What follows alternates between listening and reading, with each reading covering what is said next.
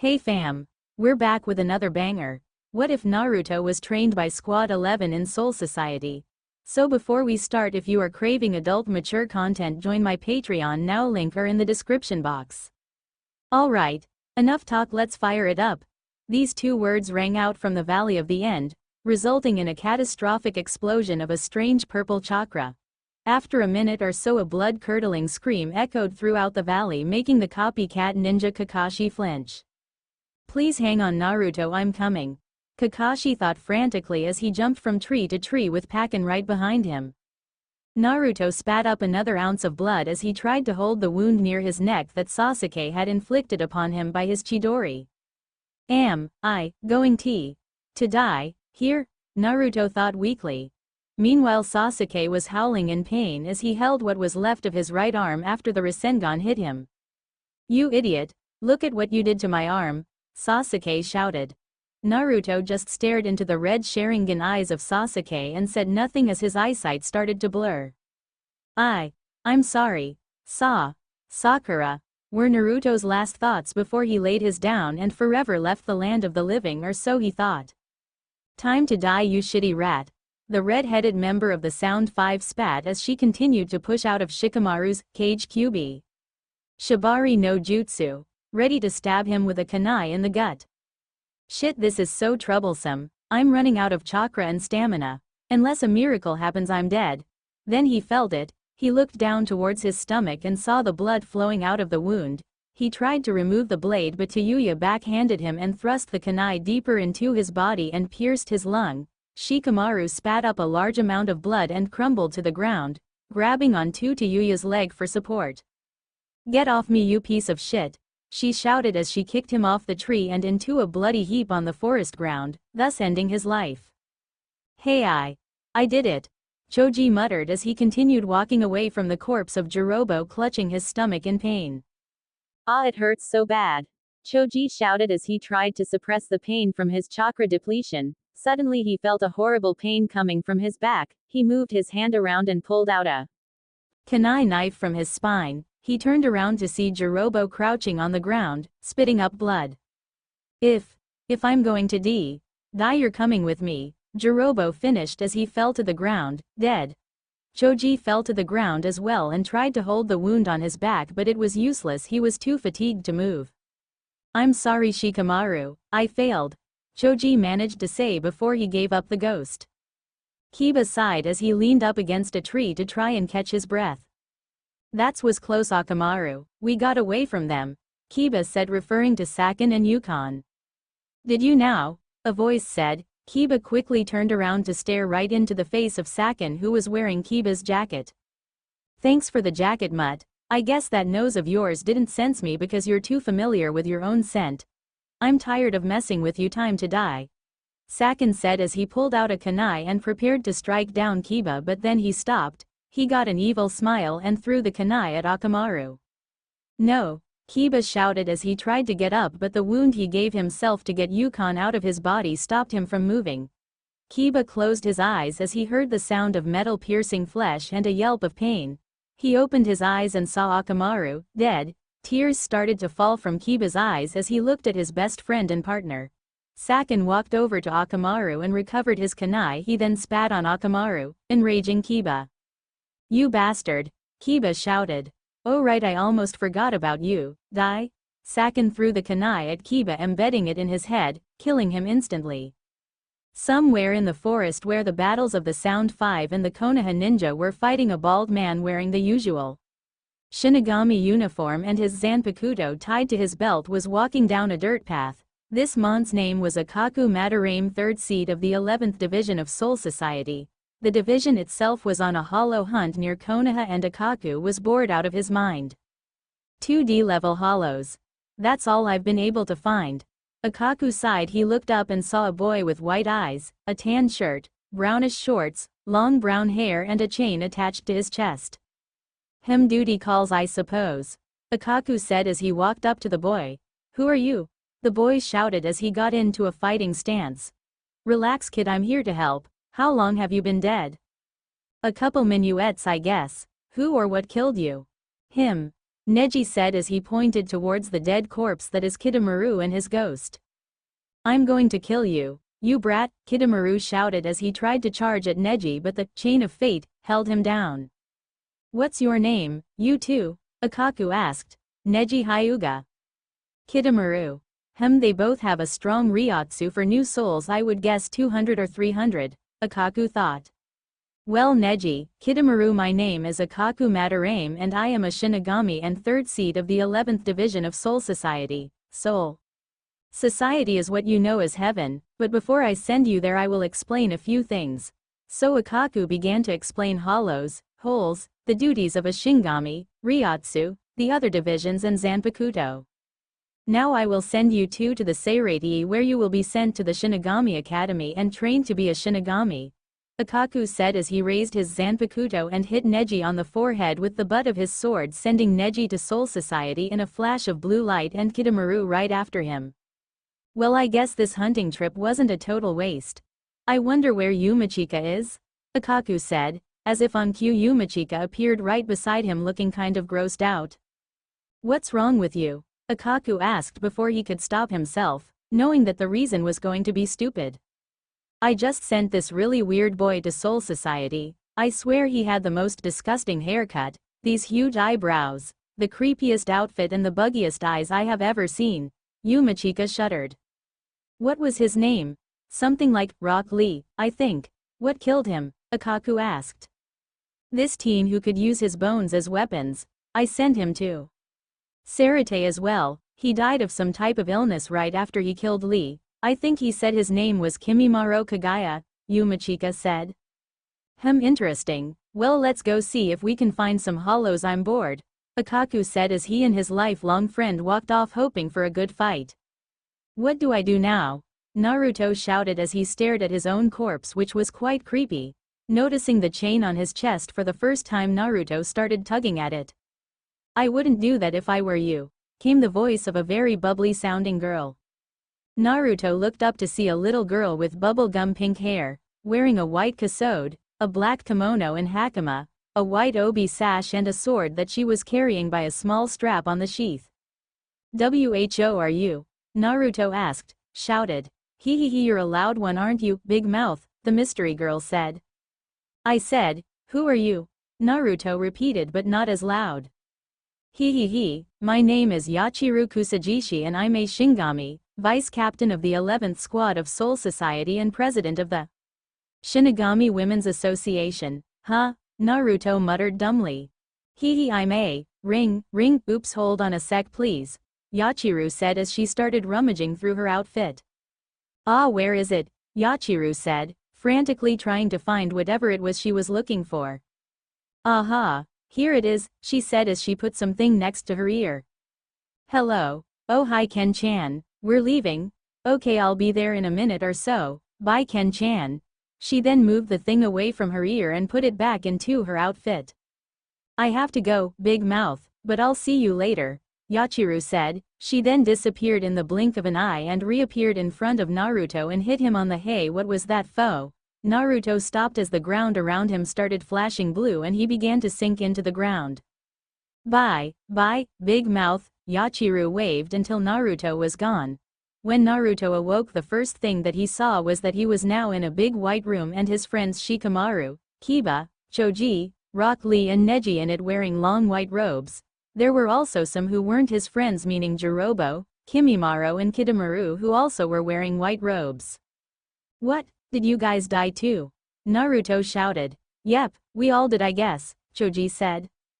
Troublesome. If you don't know who said that, then you're a very sad Naruto fan. Yash, my youthful rival is here with me in the afterlife also, this is most awesome, Lee shouted enthusiastically. Lee, calm down please. Neji said calmly. Does anyone know where we are? Naruto asked. Didn't the Shinigami that sent you here tell you? Kiba asked. All she said is that her name was Yachiru Kusajishi, that she was a Shinigami, that she was the vice captain of the 11th squad, whatever that is, and that she was the president of the Shinigami Women's Association. Now where are we? We're in Soul Society. Heaven from I've heard. We've been here for a couple of minutes and the guy that sent me here said to wait for someone to come and pick us up. He said his name was Makizo. Aramaki, Shikamaru said. Who brought you here guys? Naruto asked. The captain of Squad 11, Kiba shuddered. Man, that guy is creepy yet cool at the same time. He said his name is Kenpachi Zaraki. Kidomaru and I were sent here by a man named Akaku Madarame who is the 3rd seat of the 11th division, Neji said. Kimimaro and I were sent here by the youthful 5th seat of the 11th division of Soul Society, Yumachika Ayasagawa, Lee shouted. Me and Jirobo were sent by a guy named Kurisu Ryu. Kurisu is an OC from one of my other fics, Naruto's New Dream. He says that he is the 7th seat in the 11th squad, Choji said. They were about to say more but the doors to the room they were in opened to reveal a man wearing the usual Shinigami garb, only he had cut the sleeves off. He wore a lot of wrap around his mouth and his sword was tied to his back. Hello, my name is Zabuza Momochi, 4th seat of Squad 11, and I am here to escort you through the Sarate and bring you to the Shinigami Academy where you will be trained to be Shinigami. Zabuza sounded like he had done this 1,000 times and was getting tired of it. He looked around and examined every person until he landed on Naruto. What the hell killed you, kid? Zabuza asked, shouted. I was killed by Sasuke, Naruto said sadly. Really? Well, that's weird. Anyway, come on, let's go, Zabuza said as he left the room with the 9 new Shinigami right behind him. Alright guys, here it is, the Shinigami Academy, Zabuza said as he pointed to the large building. You will each spend 6 years in the academy. In that time you will learn the rules of basic swordsmanship. Kido, which in comparison is kind of like ninjutsu. If you have a talent for healing, then you will be trained and put in the 4th squad, which handle the hospital and training field medics. Then you will also learn about other Shinigami tools that help us in our fight against hollows, such as the Soul Pager and other gear, and last but not least you will learn to form your Zanpakuto. Then after the 6-year period is up you will take a graduation exam, and if you pass you will be put in one of the Goatee 13 squads that you would be most beneficial in. Now follow me. Zabuza finished as he pushed open the doors to the academy with the group following him. Hey sensei, I've got some new ones for ya, Zabuza shouted. Quiet yourself, Zabuza, I'm reading, came a voice. The group turned around to see a very tall man. You could not see his face due to the fact that he had his nose in a book, but you could see his large amount of grayish hair from behind the book. He wore the basic Shinigami grab with the exception of a pair of blue shoulder pads on each shoulder with a fuzzy white collar, and his Zanpakuto was tied to his belt. He lowered his book to reveal his face. His face was a little pale. His eyes were a light orange and he had one orange strip on each cheek and one on his chin. Hello, my name is Heisei Izumi, but if you are from Konoha or any of the other shinobi nations then you will probably know me better as the Naidami Hokage. I thought you looked familiar, Shikamaru said in awe as he stared at one of the greatest Hokage in Konoha history. Are any of you from Konoha? Heisei asked. We all are except these 3, Kiba said as he pointed to the 3X sound ninja. Very well, which one of you is Inuzuka? Heisei asked. I am, sir, Kiba said. Your room is number 26, roommate.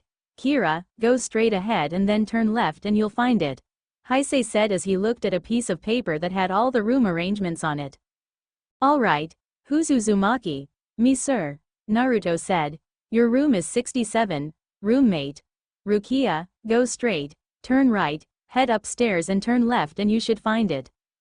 Okay, Hyuga, your room is number 12, roommate. Hinamori, go straight and head right, you'll find it. Alright, Nara and Akamichi, your room in number 10, same directions I just gave Hyuga. Okay, Lee, your room is number 52 and your roommate is Abarai, same directions I gave Uzumaki.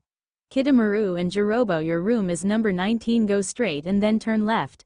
And lastly Kimimaro, you have a room all to yourself, the room number is 6, go straight and turn right. Okay, that's all your rooms. Meet back here in 1 hour to form your Zanpakuto. Don't worry, I'll teach you how to do it, Heisei finished with a kind smile. Naruto walked up to his new room and he was thinking hard about his new roommate. I wonder what he or she is like. I hope he or she isn't emo, gay or a stuck-up asshole or any combination of the 3. Maybe it's a pretty girl. After that thought, Naruto stepped up the pace to get to his room. He reached the door with a big 67 on it and knocked on the door 3 times. Come in. came a voice from inside the room. Naruto opened the door and said, "Hi, I'm Naruto Uzumaki and I'm your new roommate." "Hello, I am Rukia, it's a pleasure to meet you," she said in a cheery voice as they shook hands. Meanwhile, Kiba was getting acquainted with his new roommate, Izuru Kira. He was a nice guy, a little arrogant but still a nice guy. Inside his room, Renji Aburai was sharpening his Zanpakuto when all of a sudden the door to his room was knocked clean of its hinges and a weird-looking boy walked in. "Hello, I am Rock Lee, your new youthful roommate," the boy known as Rock Lee shouted, striking a pose. Hi," Renji said, still trying to comprehend what just happened. "What is your youthful name?" Lee shouted again. "Renji Aburai. That is a very youthful name, Renji. I am sure we are going to be great friends." Neji knocked twice as he reached his new room, hoping that his new roommate was a quiet person. "Who is it?" came a girl's voice. "I am your new roommate, may I come in?" Neji asked. "Of course, be right there." The door opened to reveal a small pretty girl with brown hair and pigtails. "Hello, I'm Momo Hinamori and you are?" Momo asked. "Neji Hyuga, it's a pleasure to make your acquaintance," he said as he made a small bow. "It's a pleasure as well. I hope you will like it here. Sensei told me I was getting a roommate, so I tried to straighten up a bit. Sorry if it's dirty," Momo said. Neji looked around the room as he entered and thought, "Dirty? This place is as clean as a hospital, except it doesn't have that strange smell of disinfectant. In fact, sniff, sniff, it smells like plums." No, it's very nice," he assured her with a kind smile.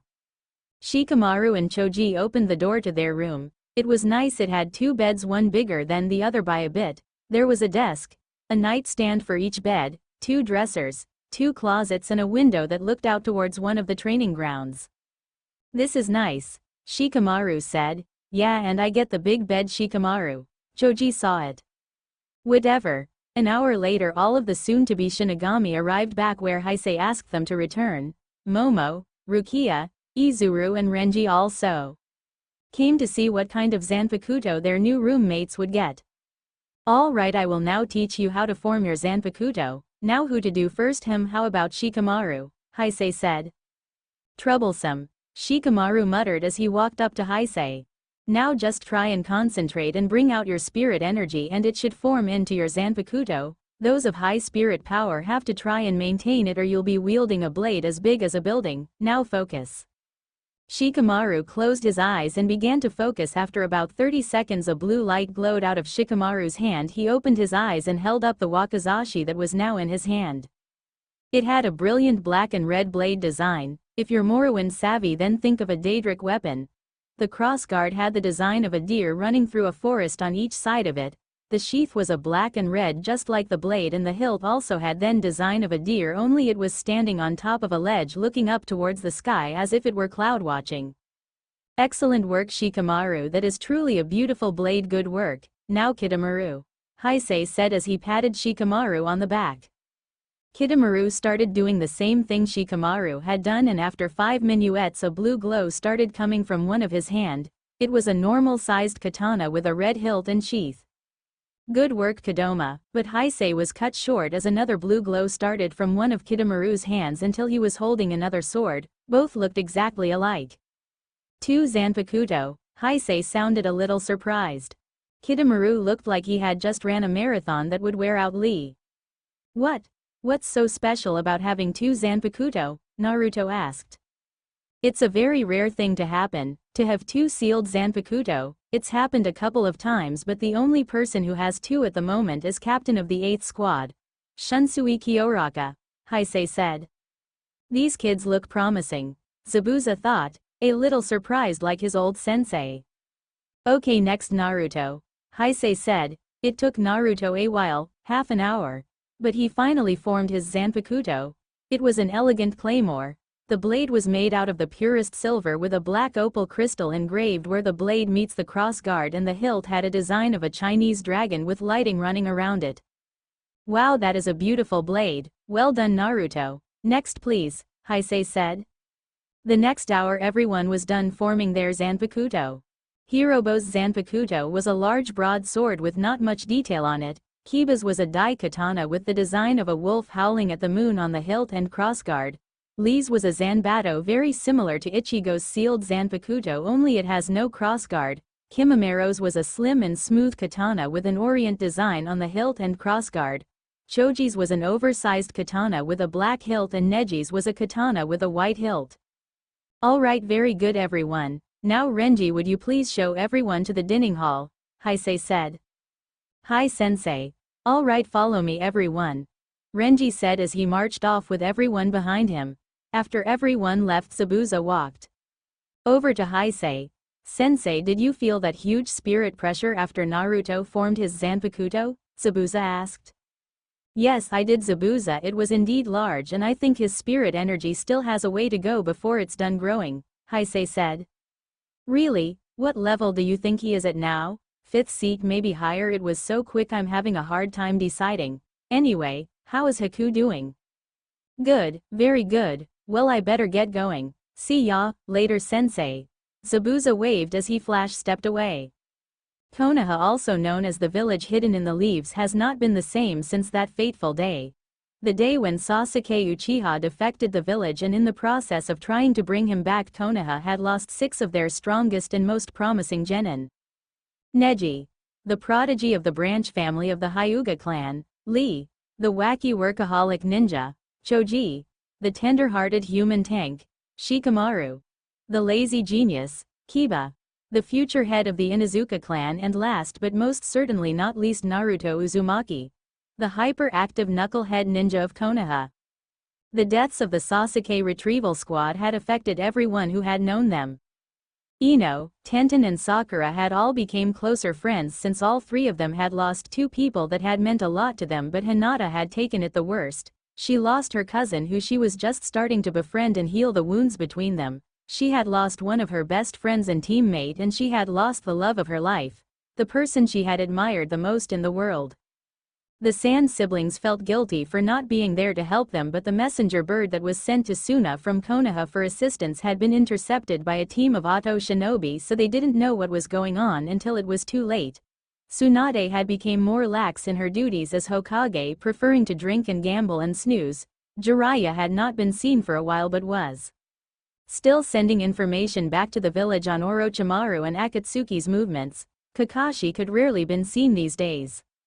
But when he was summoned for something like a mission or an important matter, he was there usually an hour early every time. Guy's youthful activities had become more dangerous, which lead him into having more visits to the hospital, and his training with Tenten, much to her dismay, had been tripled. The village had a funeral for the deceased squad, but thanks to the council, Naruto's friends had to hold a funeral for him outside of the village because the council wouldn't give the demon a place in any of the cemeteries, so they went to Wave Country for the funeral. What remained of the Rookie 9 and their senseis came, as did Team Guy, Tsunade, Shizune, Jiraiya, several Konoha shinobi that held no grudge against Naruto, such as Ibiki Morino and Anko, the entire Wave Country population, the Sand siblings, and many others who Naruto had made an impression on, such as Idate Morino from the Land of Tea and Princess Koyuki from the Village of Snow. Like at the Sandame's funeral, everyone walked up to the picture of Naruto with his goofy grin and would place a white rose on the grave, wishing that his afterlife would be a nice peaceful one, but little did they know that Naruto had no intention on having a peaceful eternity. Out of the way, Abarai, I'm telling Rukia first, Naruto shouted as he and Renji ran down a hall at the Shinigami Academy at breakneck speed, nearly running down students on many an occasion. No way, Uzumaki, I am. Renji shouted back. What they were wanting to tell Rukia is that they both just passed their second exam and were that much closer to becoming Shinigami. Naruto had become quite the heartthrob thanks to his training at the academy, with well-developed muscles and abs most guys would kill for. His skill in Zanjutsu was very good and his skill in combat Kido were just as good. Naruto had been training under Heisei most of the time, but last week he had told Naruto something he was supposed to keep a secret. Naruto and Heisei were standing by a pond in a forest near the academy taking a well-deserved break. Wow, Naruto, you're getting very good, Heisei said as he ruffled Naruto's bright blonde hair. You know it, Naruto shouted. Naruto, you have so much potential, it would be wasted here at the academy if you don't train right. So at the end of the month I'll have an old friend of mine stop by and take you to the human world for a week-long training trip, and don't worry, he's really something. He mastered Bankai in 3 days and he's the only one who's been able to do that. Wow, really? Thanks so much, Heisei-sensei.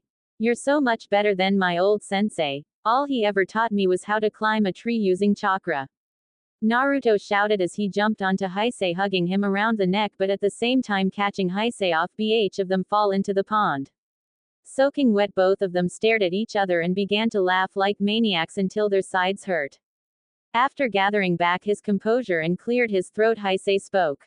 Now Naruto, you must keep this a secret. My friend is not very welcome in Soul Society anymore, and if you told someone the information I just told you, they might try and kill him when he comes. What's his name? Naruto asked, eager to know the name of the man that would be training him and that was hated by the Soul Society. Kazuki Urahara. Both Renji and Naruto reached the end of the hall there, running down and pushed open the door and shouted at the same time. Rukia, we passed the exam and, huh? They both looked ahead. They saw Rukia but also 2 Shinigami and 2 noble-looking people. Then the older nobleman spoke. It seems our meeting has been interrupted. Oh well, we expect your answer within the week, Miss Rukia.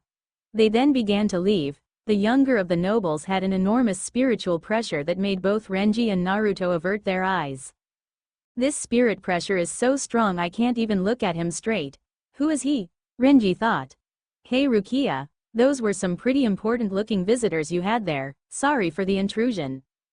That was the Kuchiki family. They want to adopt me as their daughter and I'll graduate immediately. I don't know what to do, Rukia said.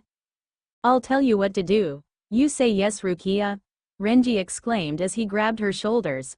Aw man, you are so lucky, hee. I wonder what kind of food nobles eat. I don't know. Both Rukia and Renji turned to Naruto. I guess if you want to go then I can't stop you, but Naruto paused and looked Rukia straight in the eye with a look of seriousness she had never seen in Naruto since the 2 years she had known him. Don't you dare turn into some spoiled little brat who expects everything to be thrown at her feet, please. Naruto, Rukia whispered. Oh shut it, Uzumaki, you have no idea what you're talking about. You have no idea what we had to go through when we younger. It was just me, Rukia and 3 other guys, and we had to work every day just to get by. This is a blessing for Rukia, so leave her alone, Renji shouted. Wow, you guys were a lot luckier than I was. This comment made Rukia's eyes widen and Renji's narrow. Tell me, were you killed by your best friend, by the person you considered your brother? Memories began to flood into his mind of Sasuke. When Team 7 had become Genin, the Bell test, the mission to Wave Country, the fight on the bridge with Haku, the Chunin exams, the fight against Gaara in the forest, the Land of Snow mission, the time they tried to get Kakashi's mask off his face, the Land of Tea mission, the fight between Sasuke and Naruto on the hospital roof, and the time he died trying to save his friend, his brother, from total darkness. Did you grow up with everyone around you hating you for something that was out of your control, and no matter what you did they still hated you, even if you did good? Memories of all the times he had been beaten, mocked, ridiculed and glared at by the villagers also began to find their way into his mind, and then find out the person that you looked up to above everyone else was the one who did that to you. A picture of the 4th Hokage's face appeared in his mind. Naruto's voice was so empty it had no emotion to it at all, just nothing. At that moment Rukia had a few tears running down her face and Renji felt like he could punch his own lights out. Naruto's gaze had drifted to the ground during his speech. He looked up to see Rukia crying and freaked out, waving his arms around in an anime style.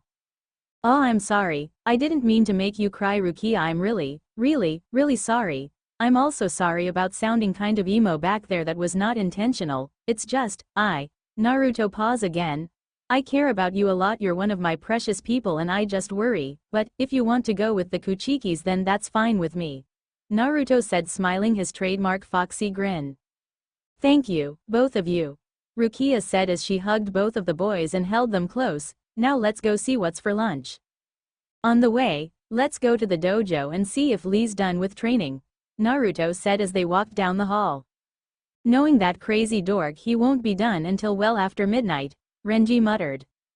Despite his crazy antics, Lee had become quite popular around the academy, and feared, Because of his constant working habit, he had become very strong and well-built. In only his second year, his skill in Zanjutsu was on par with a 15th seat, but alas, his skill in Kido was a little shaky, but he didn't mind, he preferred close-up combat. Anyway, during his first year, Lee had tried to get Heisei to order him a green spandex uniform, but Heisei said no, so after hours of Lee pestering him, Heisei sent him to the 11th Squad barracks for a private training session with Kenpachi Zaraki, after which Lee spent 3 solid weeks in the Squad 4 barracks under the care of Captain Retsu Unohana, and Lee hasn't bothered Heisei about it since. As Renji, Rukia and Naruto neared the dojo, they heard a loud crash. Running down the hall and turning the corner to the entrance of the dojo, they found a large hole in the wall along with an unconscious Kiba, lying amongst the rubble of said wall. A loud "Yash" could be heard from inside the dojo. "It would seem Lee has overdone it again," Rukia said with a sweat drop. Dog breath, got his ass handed to him. Naruto bellowed, wiping tears of mirth from his eyes. Miraculously, Kiba awoke from his unconscious state shouting, "I'd love to see you try and beat him, you blonde-haired, ramen-addicted, hyperactive idiot." Kiba, during his 2 years at the academy, he had become very good with Zanjutsu and combat Kido, and even though they died, Naruto's and Kiba's love for pranks hadn't, much to the teachers and some of the more stuck-up students' dismay, even though no one knew it. Kiba was the one who had supplied paint for Naruto when he graffited the Hokage monuments. That was a bit much, Kiba, a certain Hyuga prodigy said as he entered the hallway with Momo right beside him. You two are getting pretty chummy, aren't ya?" Renji joked. Momo lowered her head to hide her blush, and Neji just kept his usual stoic face, but if you looked hard enough you could see a small blush. Neji had become quite good with Kido during his first 2 years at the academy thanks to help from Momo, who seemed to have a natural knack for it. Neji preferred to use restrained Kido over combat Kido, and his Zanjutsu skills were very good as well. "Say what you want, Abarai." Neji waved him off as he examined the large hole in the wall. "How did Lee beat you, Kiba?" Neji asked. Kiba looked away with kind of an embarrassed look on his face and muttered something incoherent. "What was that?" Naruto shouted. "He beat me with one swing," Kiba said a little louder, and there Naruto was off again laughing his ass off. "Hey, Munch, what's going on?" Everyone turned around to see Choji and Shikamaru behind them. Choji had lost all of the weight he had back in the land of the living and had replaced it with muscles and six-pack abs thanks to the intense training of the Shinigami Academy, but he still could not get over his love of potato chips. His skills with a sword were pretty good, and he had even learned a Kido that increased his size much like his old family's jutsu, the Baika no Jutsu. Shikamaru had both aggravated his teachers and astounded them. What had aggravated them was his laziness and his unwillingness to do anything unless threatened. The Kenpachi private training threat was commonly used, but it was just as effective. But what astounded them was his ability to learn things so quickly and remember it. His ability to figure things out almost automatically, and his strategy-making skills were amazing. "Lee do that?" Shikamaru asked, lazily gesturing in the wall that Lee himself was now climbing out of. "Yash. All of my youthful friends are here." "Sorry, Kiba, I did not mean to hurt you." "You are all right, right?" Lee asked, shouted. "Troublesome." "Yeah, I'm fine, Lee. You only hurt my pride." Kiba muttered. "Then he'll be fine." Naruto whispered to Rukia. "I heard that," Kiba shouted. How about we all head to lunch before anyone else starts fighting?" Momo spoke for the first time. "Yeah, I'm starving," Choji shouted. "But you just ate 5 bags of chips," Shikamaru said. The group started walking and talking on their way to the cafeteria, but Naruto's mind was elsewhere. It had been exactly 1 week since his talk with Heisei. "I hope I'm ready for this," Naruto muttered as he continued to walk with the rest of the gang.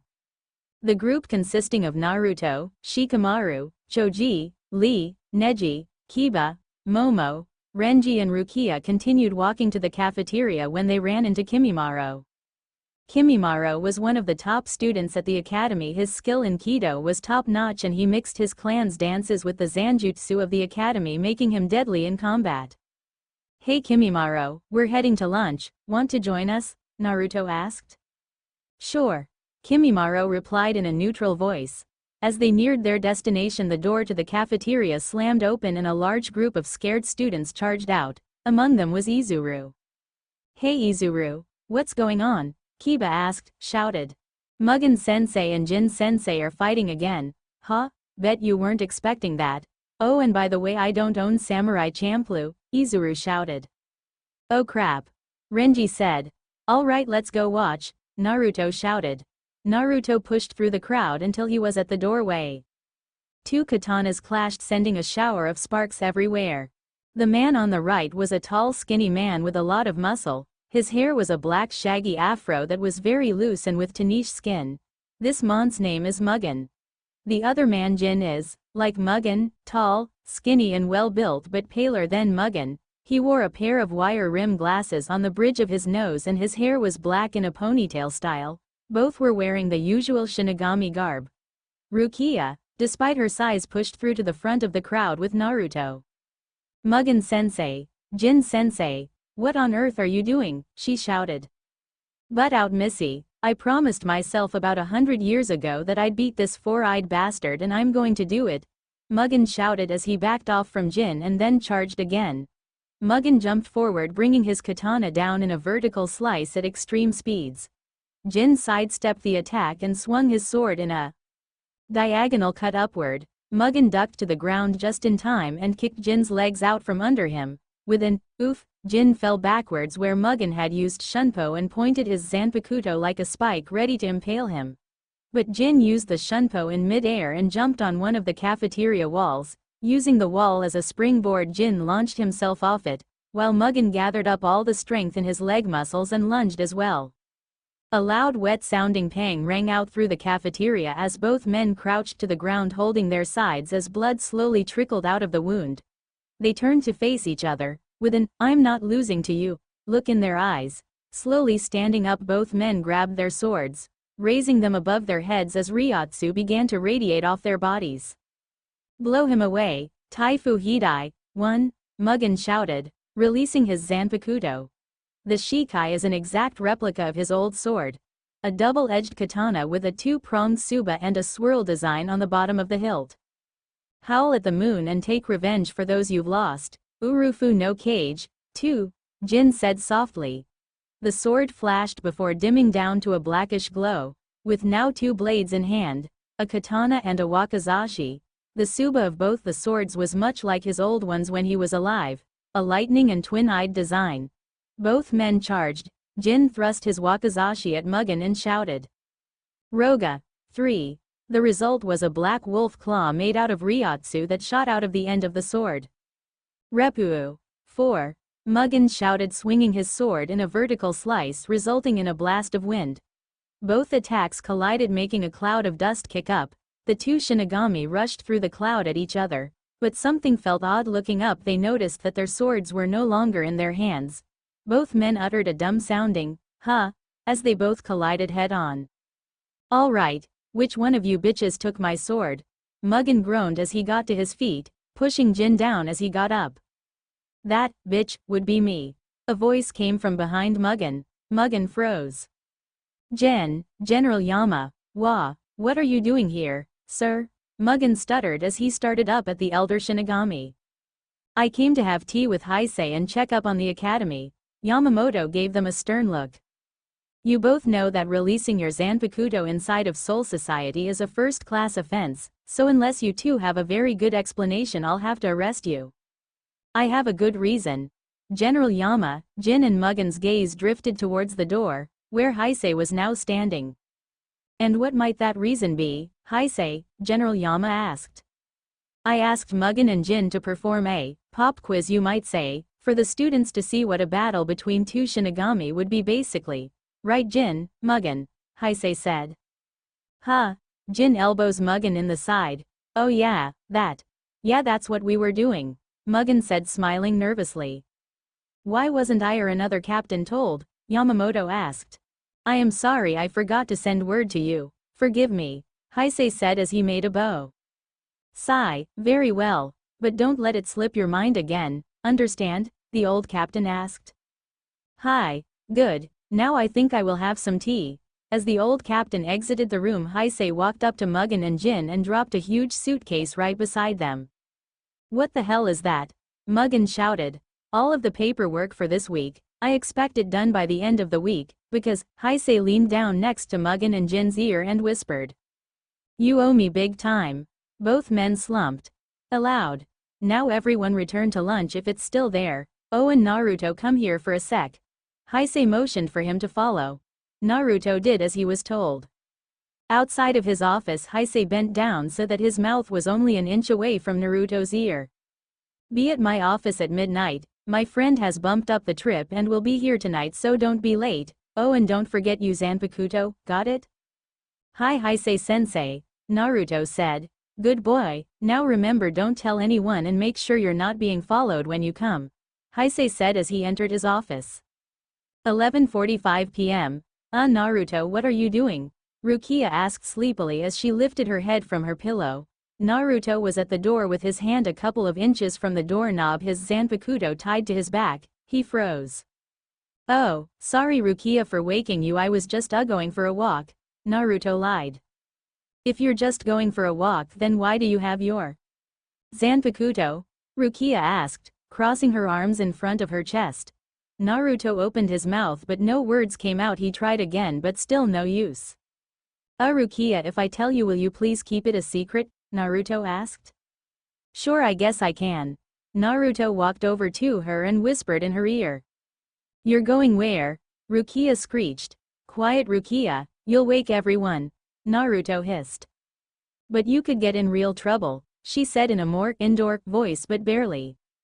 I know, but Heisei-sensei says it'll be good for me and he hasn't double-crossed me before, so why would he now? Naruto asked. I guess you're right, but, she trailed off a bit.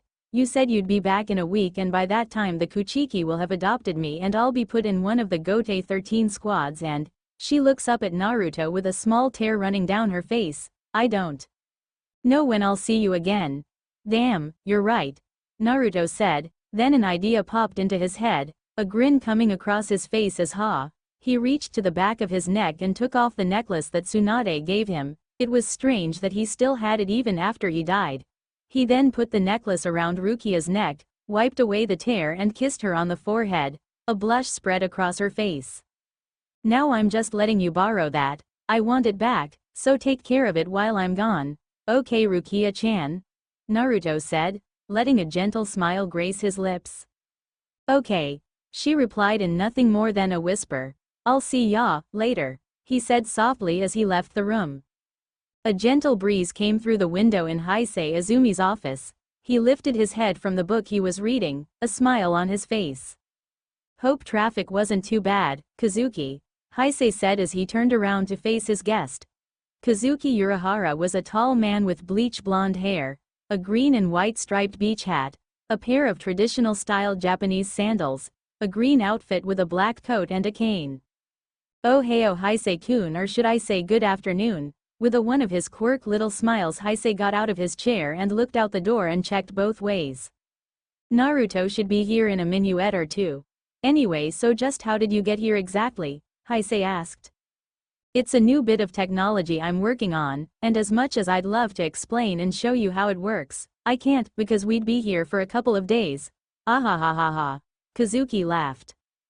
Heisei face faulted. You haven't changed one bit Kazuki. By the way, how's Yoruichi? Doing good, I suppose. Haven't seen her in a while, Kazuki said. A knock was heard at the door. Sensei, can I come in? Yes Naruto. The door opened and Naruto stepped in. The minuet Naruto was through the door. Kazuki started jumping around him as if were examining him, measuring his arms and legs and whatnot.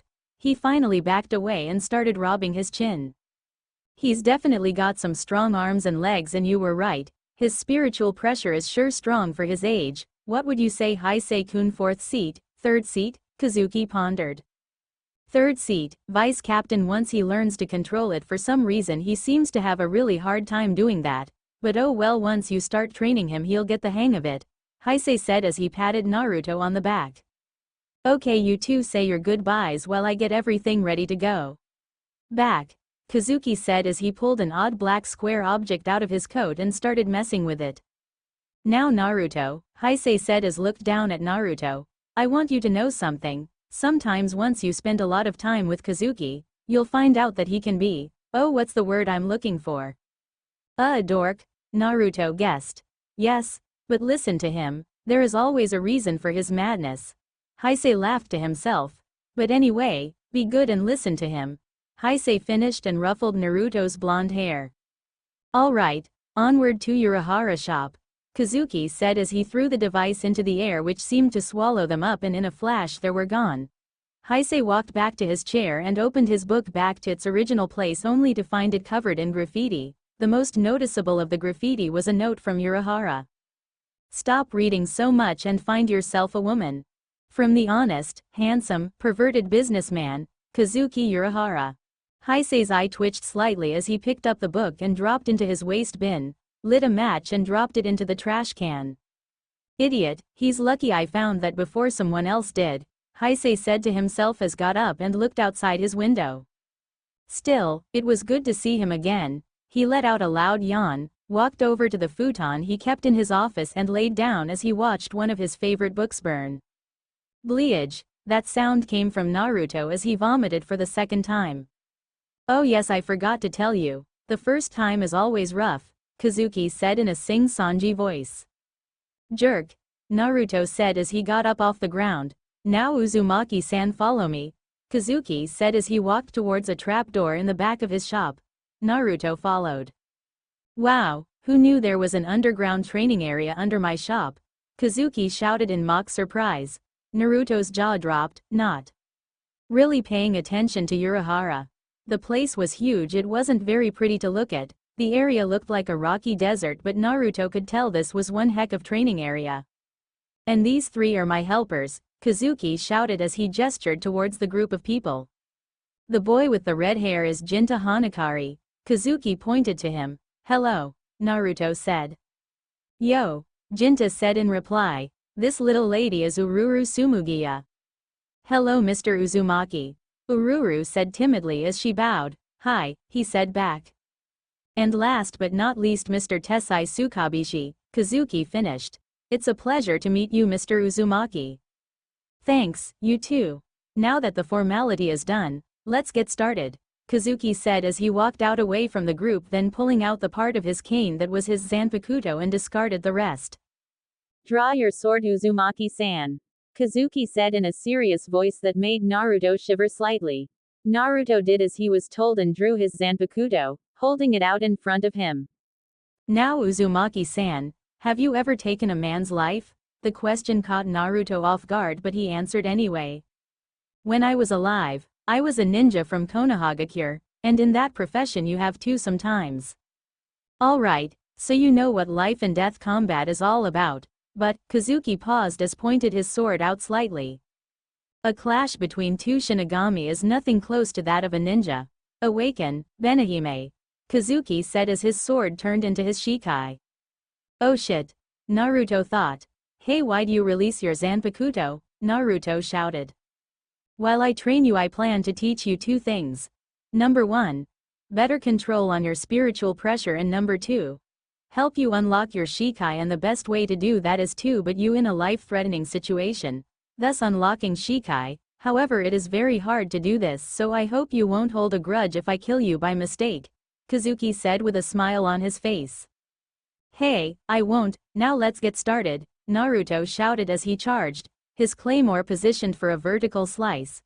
Kazuki blocked Naruto's attack almost effortlessly and pushed him back with a punch to the gut. The blow hurt Naruto a little, but he regained his composure quick enough to dodge an upward slice from Kazuki. Naruto panted hard as leaned on the ground by a large rock, using his Zanpakuto to stabilize him. He was covered in cuts and a stab wound on his shoulder. How long had he been fighting Kazuki now? Hours, days, he didn't know, it was impossible to tell from down here. I'll pant, be safe here for a bit, then I pant, gotta find a way to beat him, Naruto said to himself as he lifted himself up.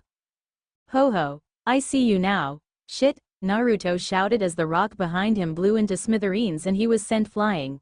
Naruto quickly got up, but it was too late. Kazuki was already in front of him with his blade poised to slice his jugular. Naruto couldn't dodge it, so he closed his eyes and waited, and waited, and waited. What the? Naruto thought as he opened his eyes. He was no longer in Kazuki's basement, but he was now in a place he was familiar with, the sewer of his subconscious. However, there was no ankle-high water. He walked down the hallway he usually went to get to the Kyuubi's cage, but as he arrived he looked and that the cage that was now destroyed and Kyuubi was no longer inside. This scared Naruto. When he died, did somehow the Kyuubi get out? Was he destroying Konoha right now, or did he already?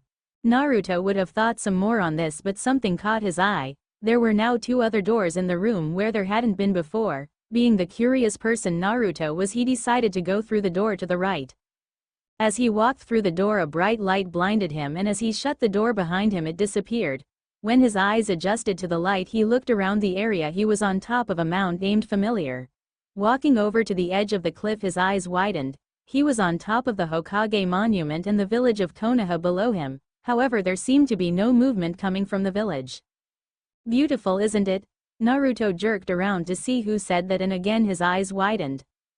Yondaime Hokage, Naruto shouted. You talking to me? That's not my name, my name is. The man said, who was a splitting image of the late Yondaime. What? I didn't hear you. Naruto said. Oh, that's right, you can't hear my name yet. The man sighed. Well, I guess I better get explaining. I am one of the souls that reside inside your Zanpakuto. Wait, one of them? Who or what is the other? And why do you look like the Yondaime? Naruto asked. You will meet the other when you go through the other door in Kyuubi's chamber. As for why I look like the Yondaime is because he was someone you looked up to very highly in the land of the living, the spirit answered. Now it seems you need some help out there, so I will tell you my name so can unlock your Shikai. The other spirit also has a Shikai form, so you will have to pass his test as well later. Now my test is simple, find me at my favorite place in the village, said as he disappeared.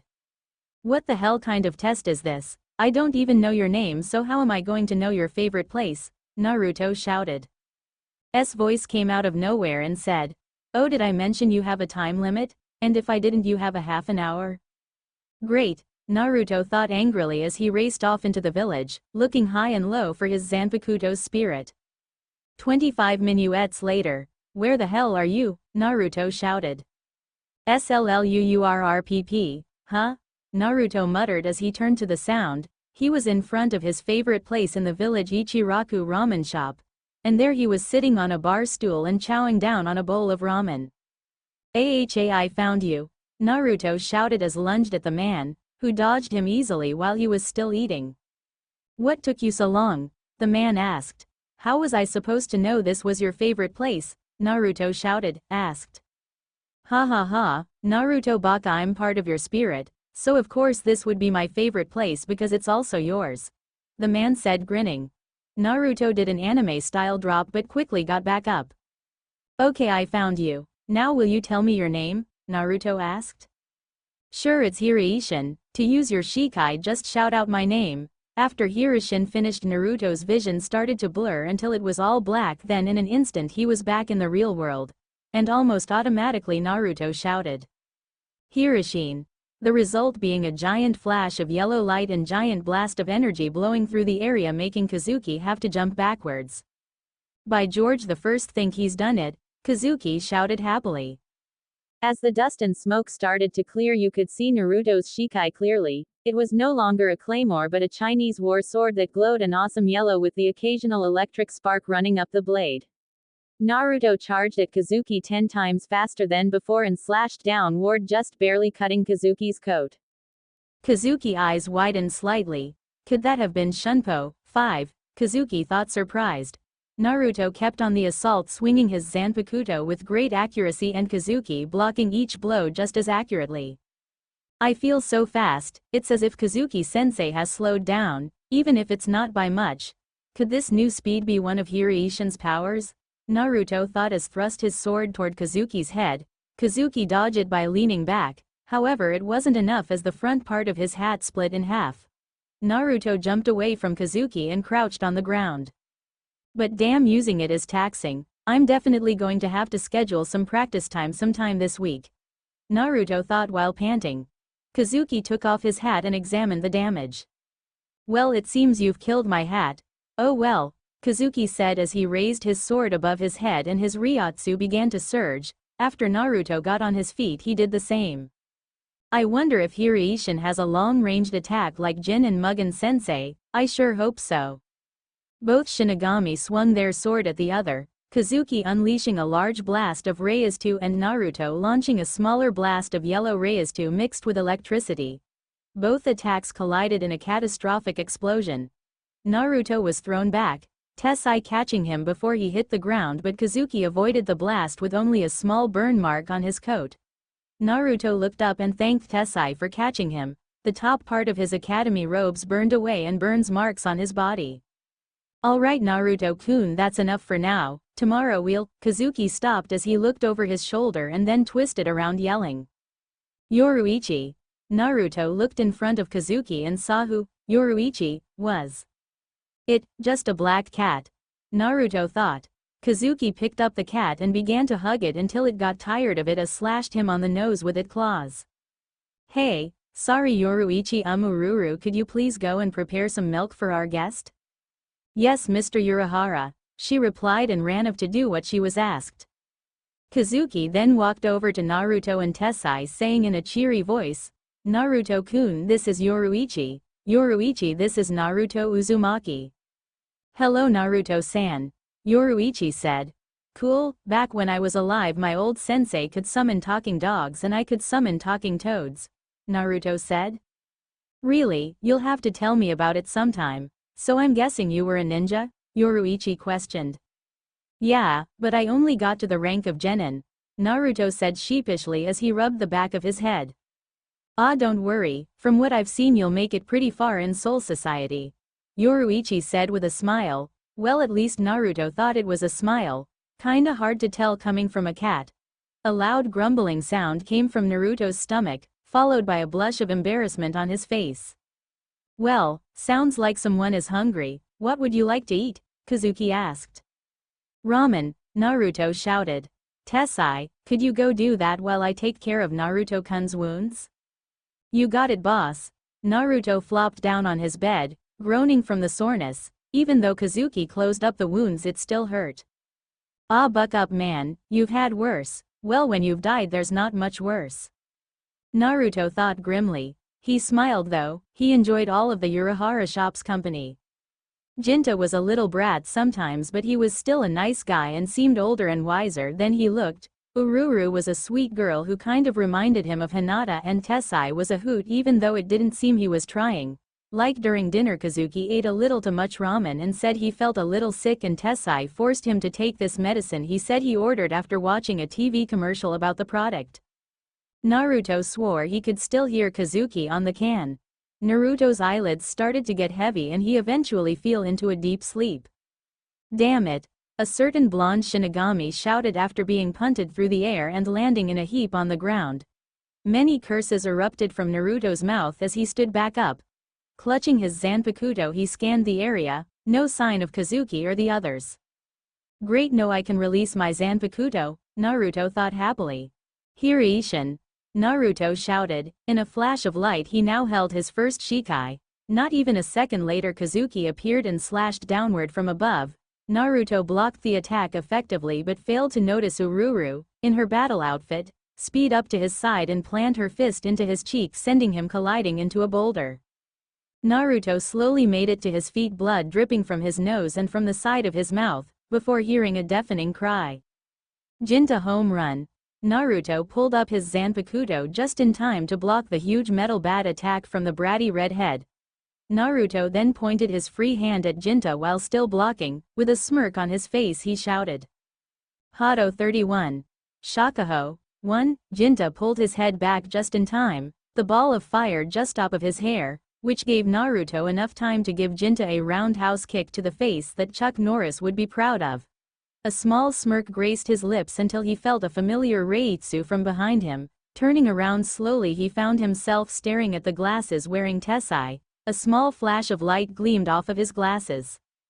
So, Naruto-kun, should I use Kido this time or would you rather me attack with brute force? Your choice. Tessai said. Naruto gulped, he didn't want either. Tessai was way too strong. Sure, Urahara was way more powerful than him, but Kazuki had to keep his power down to a manageable level at all times or Soul Society would find him. Tessai didn't. Kido, Naruto said nervously. Okay. Hado 1. Sho 2, Tessai shouted. Naruto was sent flying from one side of the training basement to the other, slamming into the wall with a loud, off, although the Kido was the weakest of the Hado. Tessai was a master of Kido and then some. Naruto shakily stood up, Zanpakuto clutched in his fist. He looked up but found that he was now surrounded by the workers and owner of the Urahara shop. Well done, Naruto-kun. You lasted 6 minuets and 7 seconds longer than you normally do on the multiple enemy training. Kazuki shouted in a cheery voice. Jinta glared at Naruto. Hey, blonde. Did you have to kick me so hard? Jinta shouted, pointing to the shiner that was his left eye. Naruto scratched the back of his head sheepishly. Sorry, Jinta Gaki, I guess I did go a little overboard. What did you call me? Jinta shouted back, a huge tick mark on his forehead. Jinta-kun, please don't shout, Ururu said as she sat next to Naruto and began cleaning off his face with a wet rag. I'm sorry I hit you so hard, Mr. Uzumaki, Ururu continued with a small blush of embarrassment. Oh, this, Naruto said, pointing to the growing lump on his cheek. Don't worry about it and please you don't have to be so formal, just call me Naruto. When you say, Mr. Uzumaki, you make me feel like I'm an old man like Kazuki-sensei. That wasn't very nice, Naruto-kun, Kazuki said, pretending to pout. Naruto let out a laugh followed by a yelp of pain as Ururu put some ointment on a cut. I'm sorry, mister, but Naruto cut her off. Hey, what did I say? Call me Naruto, he said, shaking a finger at her. Okay, Naruto-san. Naruto let out a sigh of slight frustration and annoyance. Yoruichi let a chuckle slip from her lips as she remembered having a similar problem with her old subordinate Soifun when she was still part of Soul Society. As she walked over to Naruto, she briefly wondered how she was doing. She jumped onto his head and curled up, falling asleep on his head, something that she has started doing when she found out how soft Naruto's hair was. Kazuki chuckled a bit. Naruto-kun, I have a present for you, Kazuki said. Tessai came up from behind him with a case in his hand. After opening it, he pulled a body out of the case that looked like Naruto, down to the last hair. Closing the lid, he put the body done on it. You got me a dead body that looks like me? Naruto asked, slightly freaked out. You idiot, Jinta shouted. That's a Gigai. Naruto's eyes widened slightly. He remembered reading about Gigais about a week before. He came to Urahara shop. A Gigai was an artificial body that Shinigami used for shelter if they are seriously injured or if they need to interact with the living, the more so being the first. Thanks, Kazuki-sensei, but what am I supposed to use it for? Naruto asked. Well, I was going to have you, Ururu and Jinta go do some errands for me. Ahahaha. Kazuki smiled. Naruto face faulted. You got me a present so that I could do your shopping, that's real nice, Naruto said sarcastically. Streets of Karakura town. Man, it feels odd to walk among the living again, Naruto thought wryly. His Gigai was dressed in a blue t-shirt with orange cargo shorts and a pair of black flip-flops. It was midsummer and a beautiful day outside, with barely a cloud in the sky and a nice breeze. What's on the list first, Jinta-kun? Ururu asked. Jinta pulled a list out of his pocket and began to read off it. Flour, sugar, milk, snacks, cleaning detergent, ramen, and I'm bored. Jinta then dropped the list and walked off. Jinta-kun, where are you going? Ururu asked. To play ball in the park. Have fun, you too, Jinta shouted back. Grr, I swear he's so annoying sometimes, Naruto said. Ururu picked up the list and began to read it where Jinta left when a deafening roar echoed through the air. RAAARRRGGGWWW. A hollow and it's close. Come on, Naruto-san, let's go see where it is, Ururu said before running off towards the sound with Naruto right behind her. The two arrived at an old construction site that had probably closed down due to lack of funds, and there in the middle of it was the hollow. The hollow itself was not all that big, close to the size of a Mini Cooper. It was very spider-like in appearance but with a turtle shell on its back, a red mane of hair, and its skeletal mask looked like a snapping turtle. "Here, Naruto-san. This is a Gikongan or soul candy. Eat it and it'll split your spirit from your Gigai so you can fight," Ururu said, placing the small orb onto his open palm. Naruto looked at it curiously before popping it into his mouth. For a second nothing happened, then he felt a little strange, and before he knew it he was being ejected from the Gigai. The Gigai stood upright and then saluted Naruto. "Hey there, sir, I'm Naruto Uzumaki. My likes are ramen and working hard, and my motto is, why put off till tomorrow what you can get done today?" Naruto's eye twitched slightly. "You were pretty close," Naruto said, making a gesture with his hand. Unsheathing his Zanpakuto, Naruto jumped forward and slashed downward, hitting the top of the hollow. The shell cracked slightly but not enough to do any real damage. The hollow reacted by swinging one of its 8 legs at him, making him jump back. "So you're the one with the delicious-smelling Ryotsu, eh, Shinigami? You better learn to control that power or it's going to cause you more trouble than good," the hollow chuckled.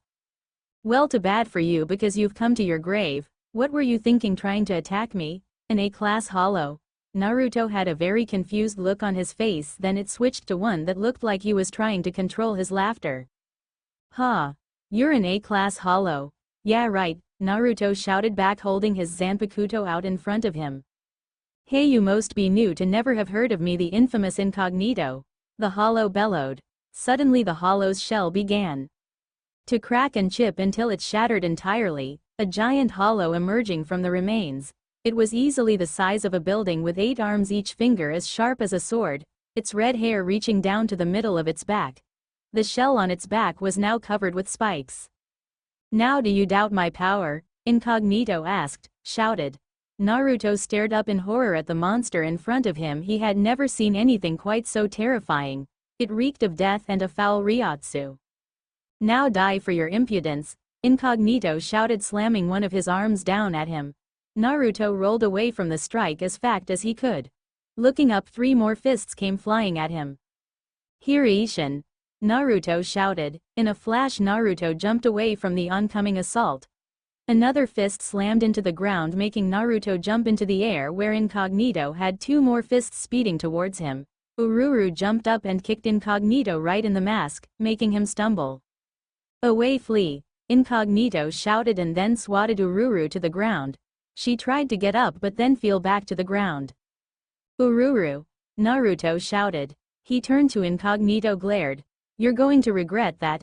He then charged forward, jumping up at the large hollow. Incognito sighed and then waked Naruto down to the ground.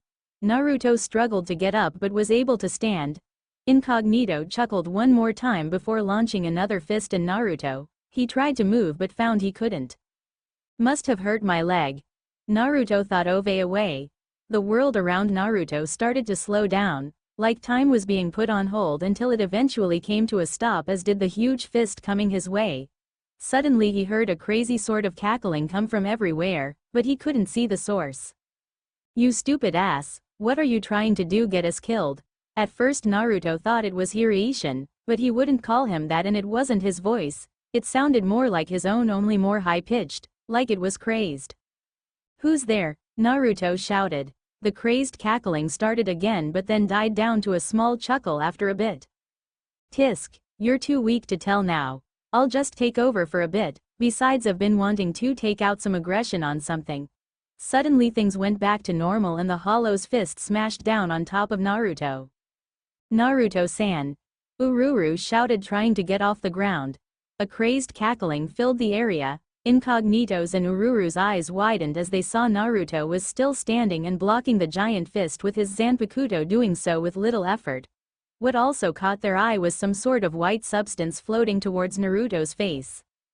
"What are you?" Incognito asked, shocked and slightly afraid of the Ryotsu that was now radiating off of the boy. "I ain't got a name, you waste of space," Naruto shouted. Swinging his Shikai that was glowing with electricity and Ryotsu, he chopped off the hand that tried to smash him with barely any effort. The hollow bellowed in pain as electricity charged through its body. Incognito glared at him and then began trying to smash Naruto with the rest of its hands, but no matter how fast he tried he couldn't catch Naruto. One by one, Naruto began chopping off the rest of Incognito's arms until he was only down to 2. A black hole appeared and Incognito tried to escape through it, but Naruto grabbed onto his hair and dragged him down to the ground, the result being a crash that caused people passing by to run shouting "Earthquake." Incognito looked up to the blonde Shinigami standing on his chest and his eyes widened at what he saw. Covering the right side of his face was the skeletal part of a hollow mask. The part of his cheek where his whisker marks were was also on the mask, only they were a dark red. The whites of his eyes were now a dark black and his pupils were now a kind of orange color. A piece of the hollow mask was forming near his ear, pointing upward like a fox ear. Tisk. That was no fun at all, wimp. Naruto then pointed his Shikai at Incognito and launched the electrical attack of Hiraishin, shattering its hollow mask into nothing. Ururu stared wide-eyed at the sight that was unfolding before her. What was this Ryotsu? It wasn't Naruto's, it was more foul, more angry, more corrupt. Naruto spat at the ground where Incognito had once been. His gaze moved over to Ururu and he smirked. Hey little girl, I'm not quite satisfied, so I think I'm going to kill you too. Ahahaha. Naruto then charged at Ururu using Hiraishin's speed and raised his sword above his head. With one more insane laugh he slashed downward but stopped. Naruto growled and grabbed his head as if his head were in great pain. Damn it, stop messing around, brat. This is my body now, so butt out. Naruto shouted at himself as he began flailing around. His hand then grabbed his mask and began trying to rip it off. No, brat, leave me alone. I don't give a shit if you care for the little witch. Ah.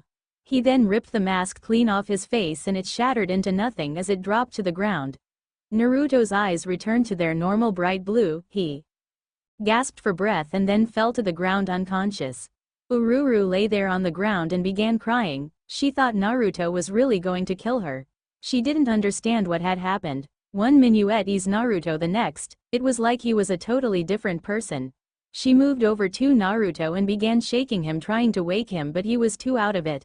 Kazuki appeared behind her and picked her and Naruto up and ran back to Urahara's shop. Naruto's mind. Hiraishin's world. Naruto let out a sigh as he finally got whatever was possessing him under control. Naruto was atop the Hokage faces with Hiraishin beside him. What the hell was that? Naruto asked, rubbing his head and slightly out of breath. I don't know myself. You'll have to find out for yourself, I'm afraid. Hiraishin responded. Naruto sighed again. That wasn't exactly helpful. Naruto looked out onto the empty copy of Konoha, memories flooding back into his mind. Gazing over at the hot springs, he was reminded of the time he first met Jiraiya. Boy, was that a fun day. The academy also caught his eye and memories of his childhood resurfaced. He then thought back to his current problem. What was that thing that had possessed him? Then he thought about Ururu. He couldn't believe he almost killed her. But, Hiraishin continued. I'm pretty sure I can block him the next time he tries to take over. I wasn't prepared this time, but next time I will for sure. That made Naruto feel better, if only a little. Well, it looks like you're starting to wake up. We'll talk later. Hiraishin waved goodbye as Naruto started to phase out. Urahara shop. Good, he's starting to come through. Naruto heard a familiar voice say. Naruto's eyes slowly started to open. When they were finally opened, he looked around the room. Kazuki was on the right side of him with Tessai on his left and Yoruichi and a beaten-up Jinta at the foot of his bed. He made a mental note to ask what happened to him. Are you all right? Kazuki asked, worry in his voice. I think so. Naruto responded, sitting up in the bed he was on. Suddenly he felt a pair of arms wrap around his neck. He looked down and saw it was Ururu. I'm sorry, Naruto-san. Ururu cried. Sorry? Why should you be sorry? I almost killed you, Naruto said, guilt in his voice. But I could have helped you and maybe whatever happened wouldn't have. Kazuki sighed. Now calm down, Ururu. No one got hurt too badly. It was no one's fault. If you had to blame someone, blame me. I shouldn't have let Naruto go out there in a Gigai when he has trouble controlling his Ryotsu, Kazuki said. Speaking of getting hurt, what happened to Jinta? Naruto asked. Well, Kazuki started. Let's just say I had Mr. Tessai punish Jinta for leaving you two alone. Judging by the look of pain on Jinta's face, it must have been bad. Well, Naruto, I think you should get some rest. Yoruichi is going to give you a cram session on better Ryotsu control in the morning before you leave, so good night. Everyone left the room and Kazuki turned the light off. Next day, training basement under Urahara shop, 9 p.m. Well, Naruto-kun, I have 3 hours to try and help you improve your Ryotsu control, but you're a bright boy, so I'm sure you can do it, Yoruichi said with a confident smile. Naruto sat there Indian style, a bandage wrapped around his head from one of the injuries he got the day before. So what's first, Yoruichi-sensei? Naruto asked, excitement in his voice. First, I want you to use Aikido using the incantation. All right. Naruto blinked a few times but did as he was told. Hado 31.